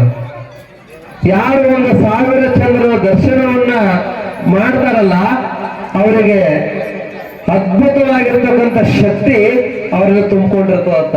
ಯಾವ್ಯಾವ ಭಕ್ತರು ಬಂದು ಬೇಡಿದರೆ ಕೊಡುವಂತ ಕಾಮಧೇನುವಾಗಿ ಕಲ್ಪವೃಕ್ಷವಾಗಿ ಈ ಸಮಾಜದ ಸೇವೆಯನ್ನ ಅವರು ಮಾಡ್ತಾ ಇರ್ತಾರಂತೆ. ಅದಕ್ಕೆ ಅಂತ ಯೋಗ ಹೆಡಗಾಪುರ ಶ್ರೀಮಠಕ್ಕೆ ಬಂದಿದೆ ಅನ್ನುವಂತ ಮಾತನ್ನ ಜಗದ್ಗುರುಗಳು ಹೇಳ್ತಾರೆ. ಹೇಳಿ ನೋಡ್ರಿ, ಅವ್ರದ್ದು ತುಲಾಭಾರ ಕಾರ್ಯಕ್ರಮವನ್ನು ಮಾಡ್ರಿ. ಎಷ್ಟು ಜನ ಶಿಷ್ಯರಿದಾರಲ್ಲ ಪ್ರತಿಯೊಬ್ಬರು ಕೂಡ ಒಂದು ರುದ್ರಾಕ್ಷ ತುಲಾಭಾರವನ್ನ ನೀವು ಮಾಡೋಕ್ ಹೇಳ್ರಿ, ಭಕ್ತರು ಮಾಡ್ತಾರ. ಆದ್ರೆ ಈ ಸಮಾಜಕ್ಕಾಗಿ ತಮ್ಮ ಇಡೀ ಬದುಕನ್ನೇ ಮುಡುಪಾಗಿಟ್ಟಿರುವಂತ ಅಂತ ಶ್ರೀಗಳಿಗೆ ಎಲ್ಲಾ ಭಕ್ತರು ಕೂಡಿಕೊಂಡು ಮಾಡಿದ್ರೆ ಅದೊಂದು ಸಾರ್ಥಕತೆಯ ಸಂದೇಶ ಈ ಸಮಾಜಕ್ಕೆ ಹೋಗ್ತದೆ. ಅದನ್ನು ನೋಡಿ ಎಲ್ಲಾ ಶ್ರೀಗಳು ಕೂಡ ಆ ಭಕ್ತರ ಉದ್ಧಾರಕ್ಕಾಗಿ ನಾವೆಲ್ಲ ಇಷ್ಟು ಶ್ರಮಿಸಿದ್ದು ಸಾರ್ಥಕ ಅನ್ನುವಂತ ಭಾವನೆ ಆ ಎಲ್ಲಾ ಶ್ರೀಗಳಿಗೂ ಬರ್ತದೆ. ಮುಂದೆ ಈ ಆದರ್ಶವನ್ನು ನೋಡಿ ಎಲ್ಲಾ ಯುವ ಶ್ರೀಗಳು ಕೂಡ ಒಳ್ಳೆಯ ರೀತಿ ಸಮಾಜದಲ್ಲಿ ಸಾಕ್ತಾರೆ. ಹಾಗಾಗಿ ಆ ಸಹಸ್ರ ಚಂದ್ರ ದರ್ಶನ ಅನ್ನುವಂತ ಕಾರ್ಯಕ್ರಮವನ್ನ ನೀವು ಎಲ್ಲಾ ಭಕ್ತರು ಕೂಡ್ಕೊಂಡು ನೀವು ಸಂಘಟನೆಯನ್ನ ಮಾಡ್ರಿ ಅನ್ನುವಂತ ಮಾತನ್ನ ಜಗದ್ಗುರು ಮಹಾಸನ್ನಿಧಿಯವರು ಹೇಳಿದ್ರು. ಈ ಮಾತನ್ನ ಬಂದು ಈ ಗ್ರಾಮದವರು ಬಂದಾಗ ನಾವು ಹೇಳಿದ್ವಿ, ಜಂಗಮವಾಡಿ ಭಕ್ತರು ಬಂದಾಗ ಹೇಳಿದ್ವಿ.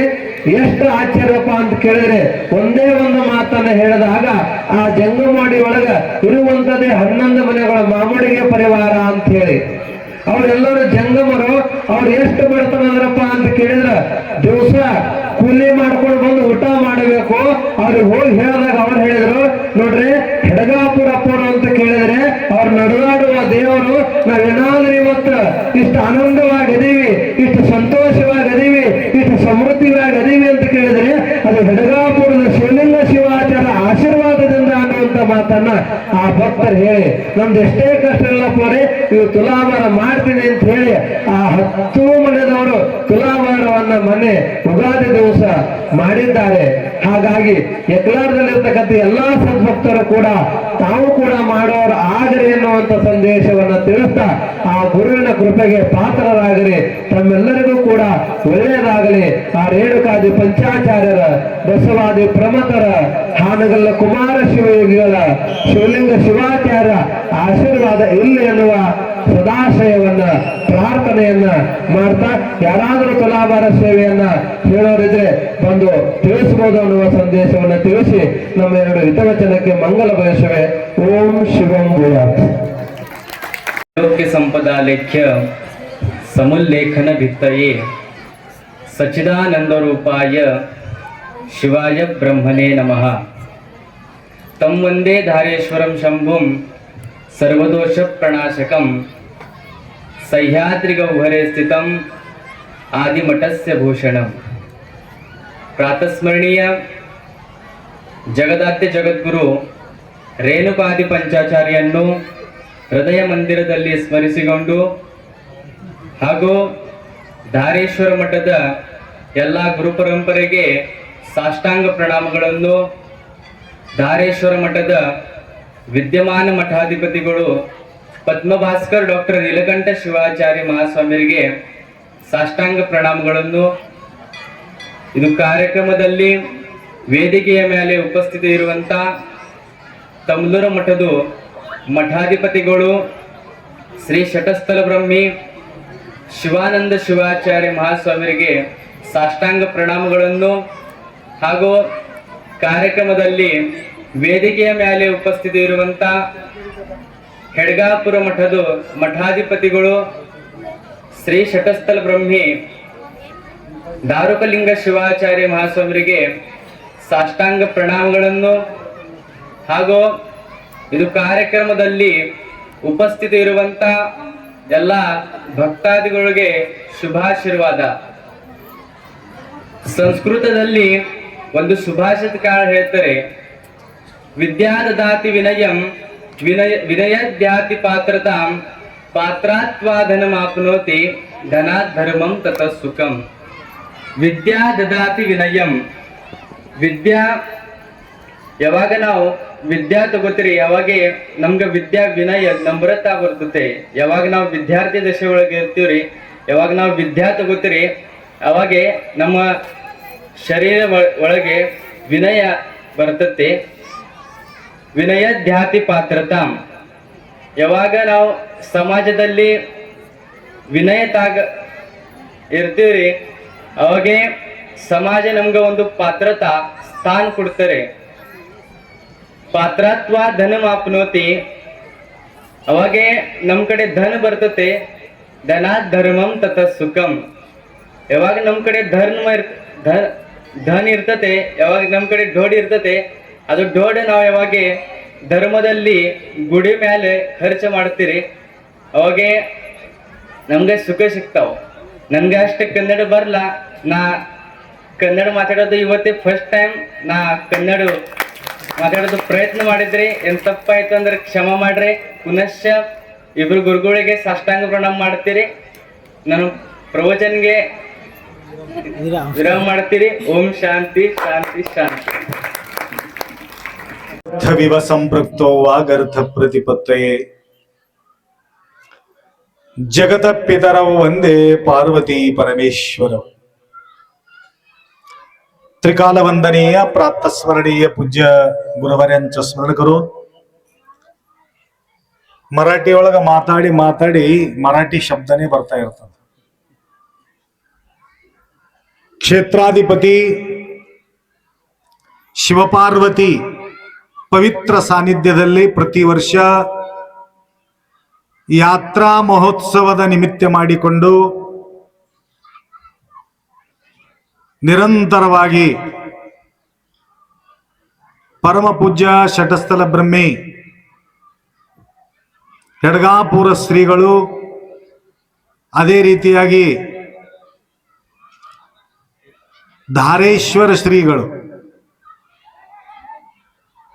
ಬ್ರಹ್ಮ ವಿಷ್ಣು ಮಹೇಶನ ಹಾಗೆ ಇವತ್ತು ತಮ್ಮೆಲ್ಲರ ಎದುರಿಗೆ ದರ್ಶನ ಆಶೀರ್ವಾದ ಲಾಭ ಆಗ್ತಾ ಇದೆ. ಇಲ್ಲಿಯವರೆಗೆ ಅವರು ಆಶೀರ್ವಚನ ಮಾಡಿದ್ದಾರೆ.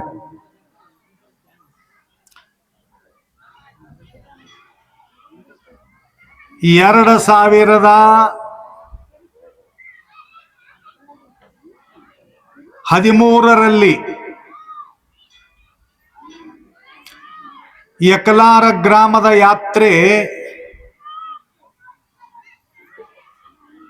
ಇವತ್ತಿನ ದಿವಸ ಎಲ್ಲ ಹೋಗ್ತಿತ್ತು.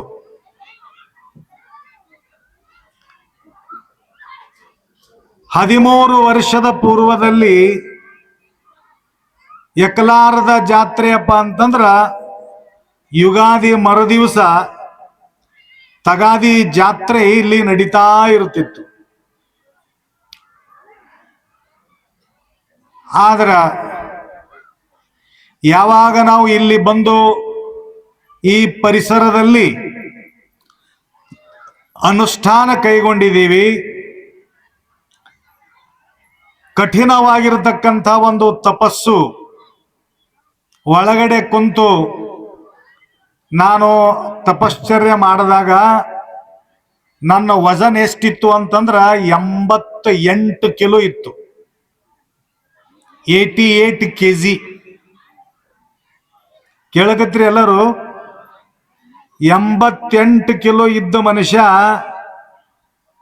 ನಮ್ಮ ಅನುಷ್ಠಾನ ಒಳಗಡೆ ನಡೀತಾ ಇದ್ದಾಗ ಹೆಡ್ಗಾಪುರ ಶ್ರೀಗಳು ಒಂದು ತಮ್ಮೆಲ್ಲರಿಗೆ ಧೈರ್ಯ ಕೊಟ್ಟು, ಏನು ಆಗಲ್ಲ ಗುರುಗಳಿಗೆ, ನೀವೇನು ಕಾಳಜಿ ಮಾಡಬೇಡ್ರಿ ಅಂತೇಳುದು ಅಖಂಡ ಮಹಾರುದ್ರ ಪೂಜೆಯನ್ನ ಇಲ್ಲಿ ಸಾರ್ವಜನಿಕ ರೂಪದಲ್ಲಿ ಇದೇ ಒಂದು ಪರಿಸರದಲ್ಲಿ ಪೂಜಾ ಮಾಡ್ತಾ ಇದ್ರು.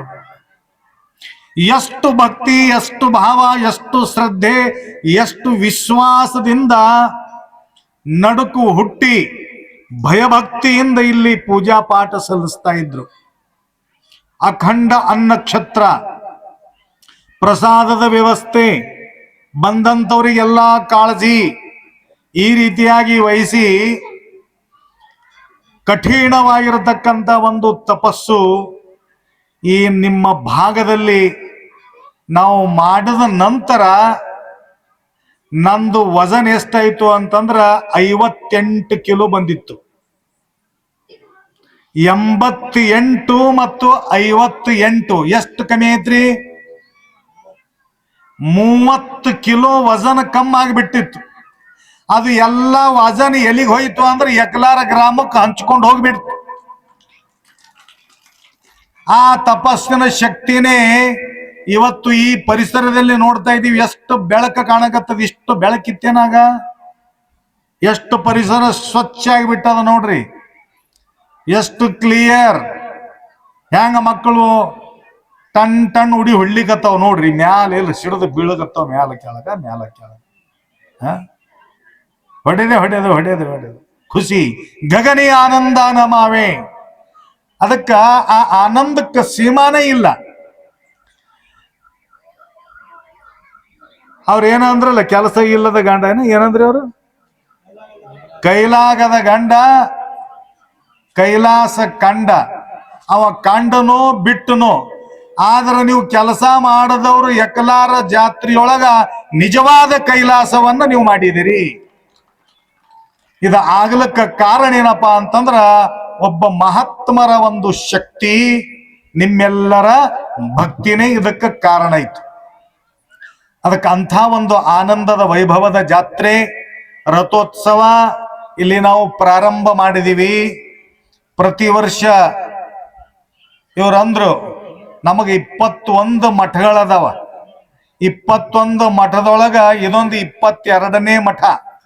ಅದಕ್ಕೆ ಇವರು ಪ್ರತಿ ತಿಂಗಳ 1 ದಿವಸ ಕೊಡ್ರಿ ಅಪ್ಪಾಜಿಯವ್ರೆ ಅಂತ ಬೇಡ್ಕೊಂಡಿದ್ದಾರೆ ಎಕ್ಲಾರದವರು. ಆದ್ರ ನಾವು ಅಂದೀವಿ, ತಿಂಗಳಿಗೆ 1 ದಿನ ಕೊಡೋದಕ್ಕಿಂತ ನಮ್ಗ ಆತದು ಇಲ್ಲೋ, ವರ್ಷಿಗೆ 1 ಉಗಾದಿ ಹಬ್ಬ ಮಾತ್ರ ನಿಂಬಲ್ಲಿ ನಾವು ಕೊಡ್ತೀವಿ ಅಂತೇಳಿ ಆಶ್ವಾಸನೆ ಕೊಟ್ಬಿಟ್ಟಿವಿ.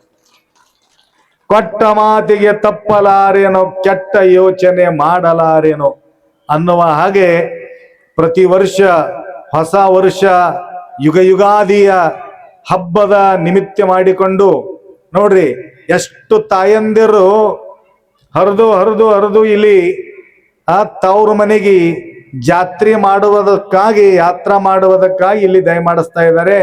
ಪ್ರತಿಯೊಬ್ಬರ ಮುಖದ ಮೇಲ ಒಂದು ಆನಂದದ ಲಕ್ಷಣ ನಾವು ನೋಡ್ತಾ ಇದ್ದೀವಿ, ಆನಂದದ ಝಲಕ್ ನಾವು ನೋಡ್ತಾ ಇದ್ದೀವಿ. ನಂಬಿ ಕರದಡೆವೋ ಎನ್ನನೇ ಶಿವನು ನಂಬರು ನಚ್ಚರು ಬರಿದೇ ಕರಿಬವರು. ಅದಕ್ಕೆ ಮರಾಠಿ ಒಳಗೆ ಹೇಳ್ತಾನ, ಅಠವಿತ ಪೋಟಿ ಧಾವೆ ತಯಾಚೆ ಸಂಕಟಿ. ಯಾರು ನಿಷ್ಠೆಯಿಂದ ಗುರುಗಳನ್ನ ಬರಮಾಡ್ಕೊಳ್ತಾರೋ, ಗುರುಗಳ ಮೇಲೆ ಭಕ್ತಿ ಇಡ್ತಾರೋ, ಶ್ರದ್ಧೆ ಇಡ್ತಾರೋ, ವಿಶ್ವಾಸ ಇಡ್ತಾರೋ, ಅಂತವರ ಭಕ್ತಿ ಒಂದು ಪರೀಕ್ಷೆಯ ನಂತರ ಅದು ಪಾಸ್ ಆಗ್ತದಂತ. ಏನ್ರಿ, ನಮ್ಮ ಬಾಬಣ್ಣವ್ರಿಗೆ ಎಷ್ಟು ಜನ ಹೇಳಿದ್ರು, ಆ ಗುರುಗಳ ಬಲ್ಲಿ ಹೋರಿಯೋ, ಈ ಗುರುಗಳ ಬಲ್ಲಿ ಹೋರಿ, ಈ ಗುರುಗಳ ಬಲ್ಲಿ ಹೋರಿ ಅಂತ ಎಷ್ಟೋ ಮಾರ್ಗದರ್ಶನ ಮಾಡಿದ್ರು.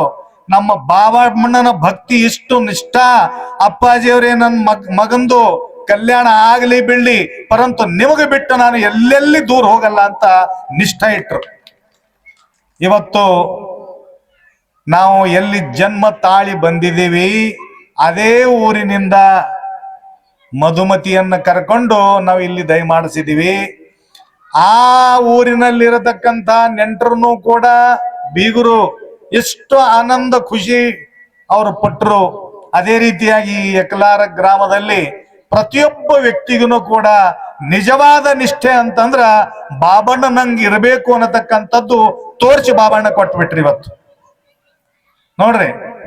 ಅದಕ್ಕ ಇವೆಲ್ಲ ಕುಂತವ್ರು ಡಾಕ್ಟರ್ ಆಗ್ಲಿಕ್ಕೆ ಸಾಧ್ಯ ಇಲ್ಲ, ಎಲ್ಲರೂ ಕುಂತವ್ರು CA ಆಗ್ಲಿಕ್ಕೆ ಸಾಧ್ಯನೇ ಇಲ್ಲ, ಎಲ್ಲರೂ ಕಲೆಕ್ಟರ್ ಆಗ್ಲಿಕ್ಕೆ ಸಾಧ್ಯ ಇಲ್ಲ. ಏನ್ ಮಾಡ್ಬೇಕಾಗ್ತದ? ಕಲೆಕ್ಟರ್ ಆಗ್ಬೇಕಾದ್ರೆ ಬಹಳಷ್ಟು ಅಭ್ಯಾಸ ಮಾಡ್ಬೇಕು. ಡಾಕ್ಟರ್ ಆಗ್ಬೇಕಾದ್ರೂ ಅಭ್ಯಾಸ ಮಾಡ್ಬೇಕು, ಪರೀಕ್ಷೆದಾಗ ಕೂಡಬೇಕು, ಪರೀಕ್ಷೆ ಪಾಸ್ ಆಗ್ಬೇಕು. ಆದ ನಂತರನೇ ಆತ ಡಾಕ್ಟರ್ ಆಗ್ತಾನ, ಆದ ನಂತರನೇ ಅವ CA ಆಗ್ತಾನ, ಆದ ನಂತರನೇ ಅವ ಕಲೆಕ್ಟರ್ ಆಗ್ತಾನ. ಆ ರೀತಿಯಾಗಿ ಭಕ್ತಿನೂ ಕೂಡ ಒಂದು ಪರೀಕ್ಷೆ ಅದ. ಆ ಪರೀಕ್ಷೆದಾಗ ಪಾಸ್ ಆದ್ರೆ ದೇವ್ರು ನಿಮಗೆ ಎತ್ಕೊಳ್ತಾನ, ಇಲ್ಲಕ್ಕ ದೇವ್ರ ಸಾಧ್ಯನೇ ಇಲ್ಲ, ಎತ್ಕೊಳಕ್ ಸಾಧ್ಯನೇ ಇಲ್ಲ. ಅದಕ್ಕೆ ದೇವ್ರನ್ನು ಕೂಡ ಎತ್ಕೊಳ್ಬೇಕಲ್ಲ. ಪರೀಕ್ಷೆದೊಳಗ ಭಕ್ತಿ ಎಂಬುದು ಸುಲಭವಲ್ಲವಯ್ಯ, ಹೋಗುತ್ತಾ ಕೊಯ್ಯುವುದು, ಬರುತ್ತಾ ಕೊಯ್ಯುವುದು. ಯಾವುದೇ ಇರಲಿ, ಒಂದು ಕಲ್ಲೇ ಇರಲಿ, ಒಬ್ಬ ಗುರುವೇ ಇರಲಿ, ಆತನ ಮೇಲೆ ನಿಷ್ಠಾ, ಲಿಂಗ ಮೇಲೆ ನಿಷ್ಠೆ ಇಲ್ಲದ ಭಕ್ತ, ಗಂಡನ ಮೇಲೆ ಸ್ನೇಹ ಇಲ್ಲದ ಹೆಂಡತಿ ಇದ್ದರೇನೋ ಶಿವ ಶಿವ, ಆ ಕಡೆ ಹೋದರೇನೋ ಶಿವ ಶಿವ. ಗಂಡನ ಮೇಲೆ ಸ್ನೇಹ ಇಲ್ಲದ ಹೆಂಡತಿ ಇದ್ರು ಉಪಯೋಗ ಏನದ? ಲಿಂಗದ ಮೇಲೆ ನಿಷ್ಠೆ ಇಲ್ಲದ ಭಕ್ತ ಇದ್ರು ಉಪಯೋಗ ಏನದ? ಅದಕ್ಕೆ ನಿಷ್ಠಾ ಬೇಕು ಅಂತ. ಏನ್ರಿ ಗುರ್ತಾಯ್ತಾ? ಕೇಳಕತ್ರಿಲ್ಲ ಎಲ್ಲರೂ?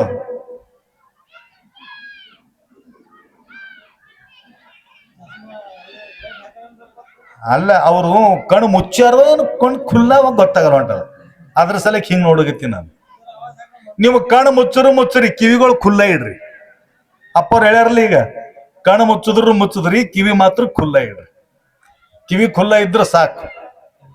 ಏನು ಈಗ ಕುಡ್ಡ ಕಂದಿಯಲ್ಲಿ ಹಚ್ಕೊಂಡ್ ಬರ್ತಾನ. ಕುಡ್ಡ ಕಂದಿಯಲ್ಲಿ ಹಚ್ಬೇಕಾ, ಏನು ಕಣ್ಣಿದ್ದವ್ರು ಹಚ್ಕೋಬೇಕ? ಕಂದಿಲಿ ಬ್ಯಾಟ್ರಿ ಕಣ್ಣಿದ್ದವ್ರು ಹಾಕೋತ್ ಬರ್ಬೇಕಾ, ಏನು ಕಣ್ಣಿಲ್ಲಾರ್ದವ್ರು?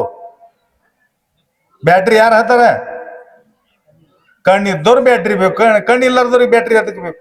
ಒಬ್ಬ ಕುಡ್ಡ ಬ್ಯಾಟ್ರಿ ಹಾಕೊಂಡು ಹೊಂಟಾನಂತ. ಹಿಂಗ ಕುಡ್ಡ ಅವ ಅಂದ ಕಣ್ಣಿದ್ದವ್ ಕೇಳ್ದ, ನಿನಗೆ ಕಣ್ಣೇ ಕಾಣಲ್ಲ ಮತ್ತೆ ಬ್ಯಾಟ್ರಿ ಯಾಕೆ ಹಾಕೊಂಬರ್ತೀವೋ ಅಂತ ಕೇಳ್ದ. ಅವ ಕುಡ್ಡ ಏನಂದ, ನಿನ್ನಂತ ಕಣ್ಣಿದ್ದವ್ರು ನನ್ನ ಮ್ಯಾಲೆ ಬೀಳ್ತಾರ ಅಂತ ತಿಳ್ಕೊಂಡು ಬ್ಯಾಟ್ರಿ ತಗೊಂಡ್ ಹೊಂಟಿನಂದ. ಅದಕ್ಕ ಕುಡ್ರು ಕರೆಕ್ಟ್ ಇರ್ತಾರ, ಕಣ್ಣಿದ್ದವ್ರೇ ಕುಡ್ರು ಖರೆ ಅಂದ್ರ. ಏನ್ರಿ? ಯಾರಿಗೆ ಕಣ್ಣವ ಅವ್ರಿಗೆ ಕಣ್ಣು ಕಾಣಿಸಂಗಿಲ್ಲ. ಅದಕ್ಕೆ ಕೆಲವೊಬ್ಬರು ಅಂತಾರ, ಏನೋ ಮಗನ ಕಣ್ಣು ನೆತ್ತಿ ಮೇಲೆ ಬಂದವ್ ನಿನಗ ಅಂತ ನೋಡ್ರಿ. ಅಂತಾರಿಲ್ಲ, ಕಣ್ಣುಗಳು ನೆತ್ತಿ ಮೇಲೆ ಬಂದವ ಅಂತ ಕೇಳ್ತಾವ. ಹಾಂಗ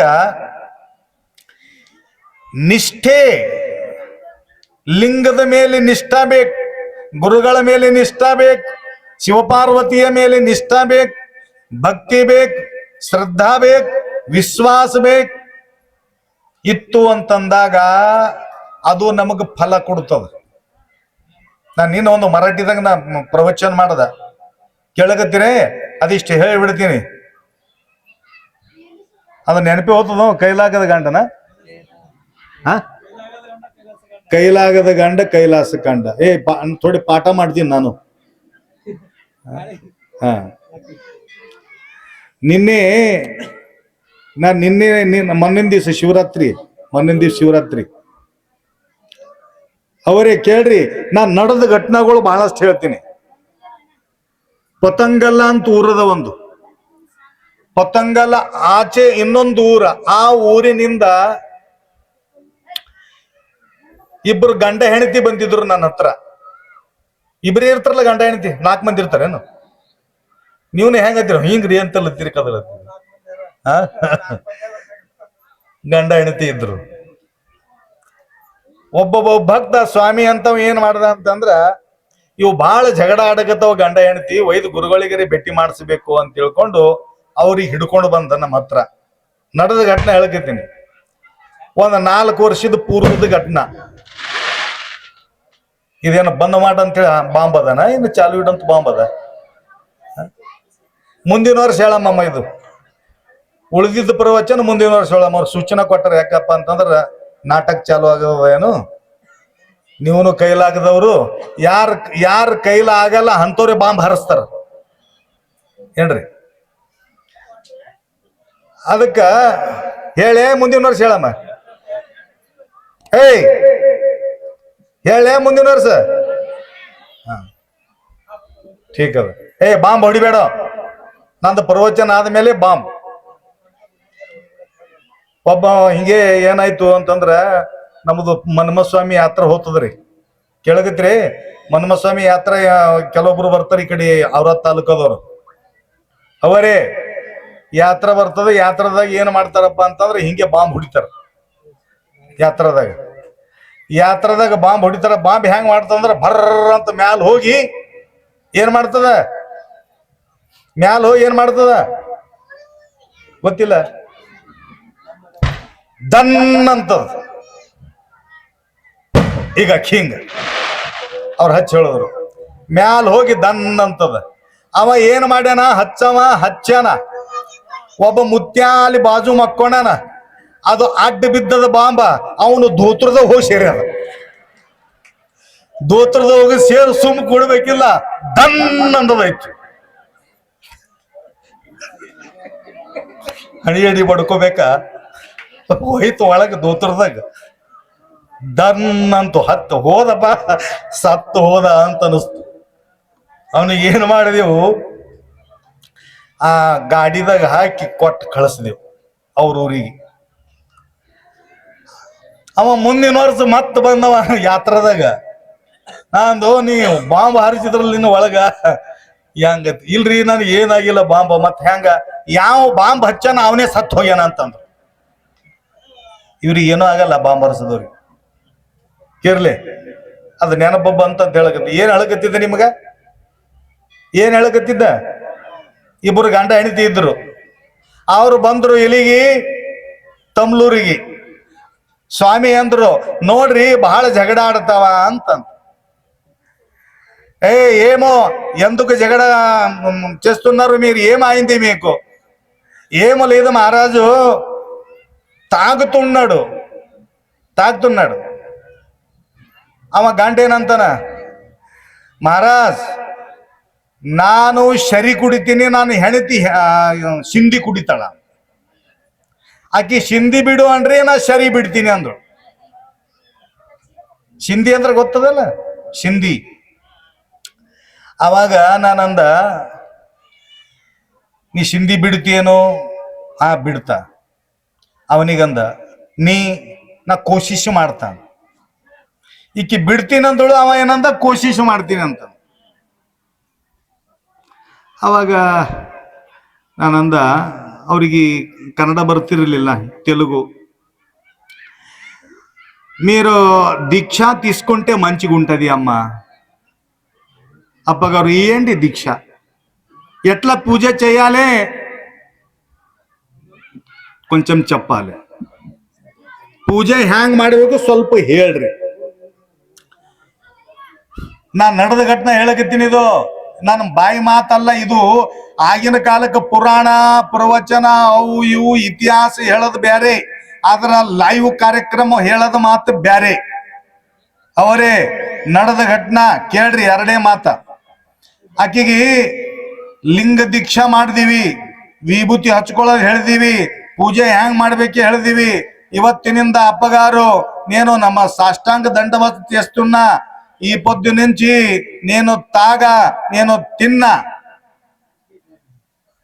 ಇವತ್ತಿನಿಂದ ನಾ ಶರಿ ಕುಡಿಯಲ್ಲ, ಸಿಂಧಿ ಕುಡಿಯಲ್ಲ. ಎದ್ದಿನಂದ ನಾನು ಹೊಲಸ್ ತಿನ್ನಂಗಿಲ್ಲ, ನಿಮ್ಮ ಆಣಿ ಇದ್ದಿರ್ಬೇಕು ಅಂತೇಳಿ ಉದ್ದುಗ ನಮಸ್ಕಾರ ಮಾಡ್ಳು. ದೀಕ್ಷಾ ತಗೊಂಡು ಹೋದಳು. 3 ವರ್ಷ ಕಂಟಿನ್ಯೂ ಪೂಜೆ ಮಾಡಿದಳು. ಆದ್ರ ಗಂಡ ಮಾತ್ರ ಡ್ರಿಂಕಿಂಗ್ ಮಾಸ್ಟರ್, ಅವ ಬೀಳಲಿಲ್ಲ.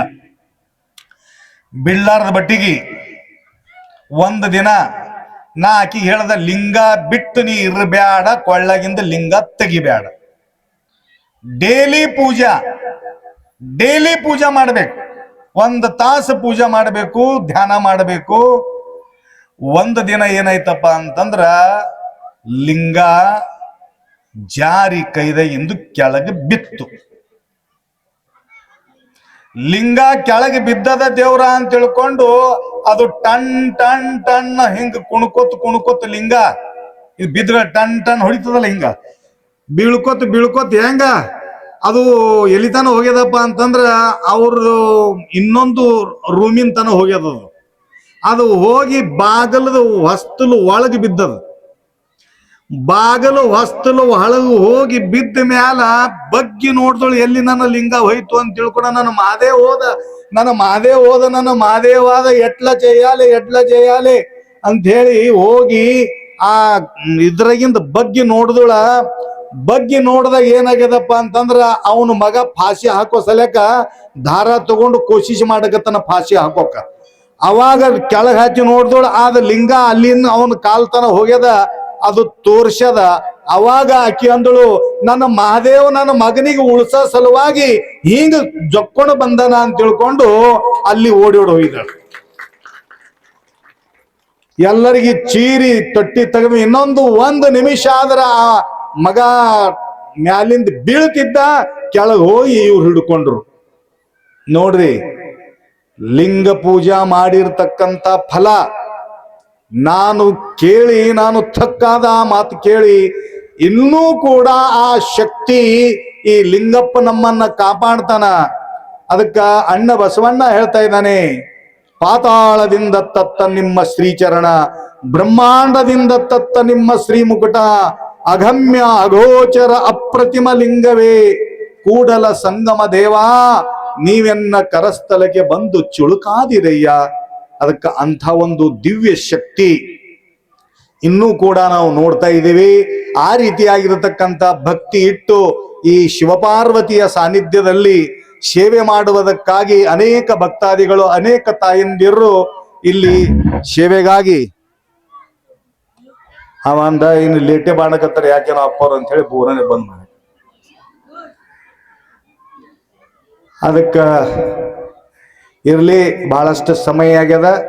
ಇನ್ನು ಮುಂದಿನ ಪ್ರದರ್ಶನ ಇನ್ನೂ ಒಂದು 5-10 ನಿಮಿಷ ಮಾತಾಡಬೇಕಾಗಿತ್ತು. ಇನ್ನು ಮುಂದಿನ ಯಾತ್ರೆಯಲ್ಲಿ ನಾವು ಮಾತಾಡೋಣ.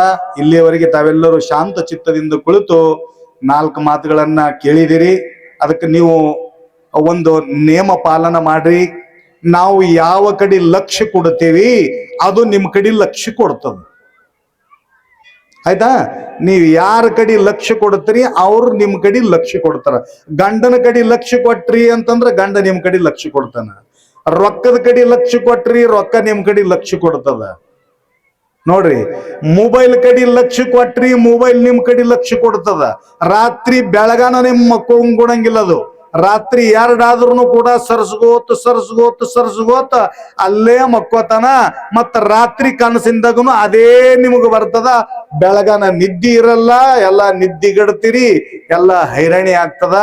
ಅದಕ್ಕೆ ಯಾರು ನಿಷ್ಠೆಯಿಂದ ಸದ್ಗುರುಗಳ ಮೇಲೆ, ಆ ಶಿವನ ಮೇಲೆ ನಿಷ್ಠಾ ಇಟ್ಟು ಭಕ್ತಿ ಇಟ್ಟು ನೀವು ಲಕ್ಷ್ಯ ಕೊಟ್ರಿಯಪ್ಪ ಅಂತ, ಲಕ್ಷ್ಯ ಲಾಭ ಶಿವ ಪ್ರತಿ, ಶಿವನ ಪ್ರತಿ ನೀವು ಲಕ್ಷ್ಯ ಕೊಟ್ಟಾಗ ಮಾತ್ರ ಶಿವ ಮಾತ್ರ ನಿಮ್ ಕಡೆ ಲಕ್ಷ್ಯ ಕೊಡ್ತಾನೆ.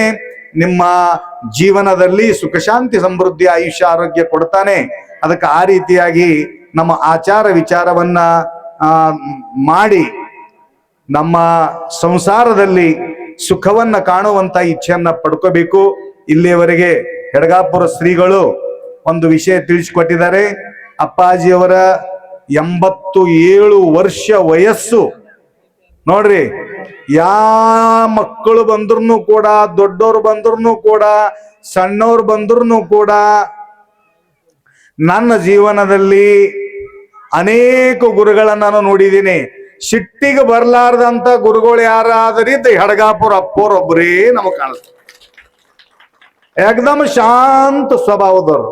ಯಾರೇ ಬರ್ಲಿ, ಅಂತವ್ರೇ ಬರ್ಲಿ, ಏನೇ ಬರ್ಲಿ, ಎಲ್ಲರಿಗೆ ನಮ್ರತೆಯಿಂದ ಮಾತು ಆ ಗುರುಗಳ ಹತ್ರ ನೋಡ್ತಾ ಇದ್ದೀವಿ. ನಡೆ ಮತ್ತು ನುಡಿ ಅವ್ರ ಹತ್ರ ನೋಡ್ತಾ ಇದ್ದೀವಿ. ನಮ್ಮ ಅನುಷ್ಠಾನ ಕಾಲದಲ್ಲಿ ನಮ್ಮನ್ನು ಕೂಡ ಅವರು ಕೂಡ ಬಹಳ ಸುಂದರವಾಗಿ ಜೋಪಾಸನೆಯನ್ನ ಮಾಡಿ ಸಂರಕ್ಷಣೆ ಮಾಡಿದ್ದಾರೆ. ಅಂತಹ ಪೂಜ್ಯ ಗುರುಗಳ ಒಂದು ಕಾರ್ಯಕ್ರಮ ಅಪ್ಪಾಜಿಯವರು ಈಗ ತಿಳಿಸ್ಕೊಟ್ಟಿದಾರ.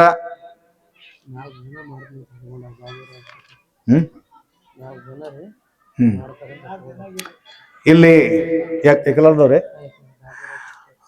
ಎಕಲಾರದ ವತಿಯಿಂದ 4 ಭಕ್ತಾದಿಗಳು ಆ ಕಾರ್ಯಕ್ರಮಕ್ಕ ತಯಾರಾಗಿದ್ದಾರೆ. ಇನ್ನು ಯಾರಿಗಾದ್ರೂ ಕೂಡ ಆ ಕಾರ್ಯಕ್ರಮದಲ್ಲಿ ಸಹಭಾಗ ವಹಿಸದಿತ್ತು ಅಂತಂದ್ರ, ತುಲಾಭಾರದಲ್ಲಿ ಸೇವೆ ಸಲ್ಲಿಸದಿತ್ತು ಅಂತಂದ್ರ ತಾವು ಸೇವೆ ಸಲ್ಲಿಸಬಹುದು.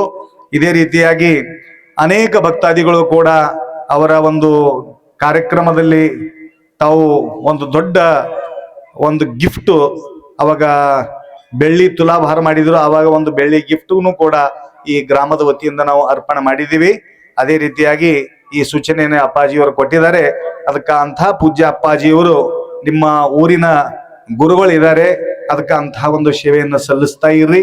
ಅದೇ ರೀತಿಯಾಗಿ ನಮ್ಮ ಷಣ್ಮುಖಪ್ಪ ಸ್ವಾಮೀಜಿ ಎಕಲಾರದವರೇ, ಅವರು ಸಂಸಾರ ಕಡೆ ಲಕ್ಷ್ಯ ಕೊಟ್ಟಿಲ್ಲ, ವ್ಯವಹಾರ ಕಡೆ ಲಕ್ಷ್ಯ ಕೊಟ್ಟಿಲ್ಲ, ಯಾರ ಕಡೆ ಲಕ್ಷ್ಯ ಕೊಡ್ಲಾರ್ದಂಗ ಸಂಪೂರ್ಣವಾಗಿರತಕ್ಕಂಥ ಆಯುಷ್ಯ ಪಂಚಾಚಾರ್ಯ ಪುಣ್ಯಾಶ್ರಮಕ್ಕಾಗಿ ಅವರು ಶರೀರ ಸಮರ್ಪಣೆ ಮಾಡಿದ್ದಾರೆ.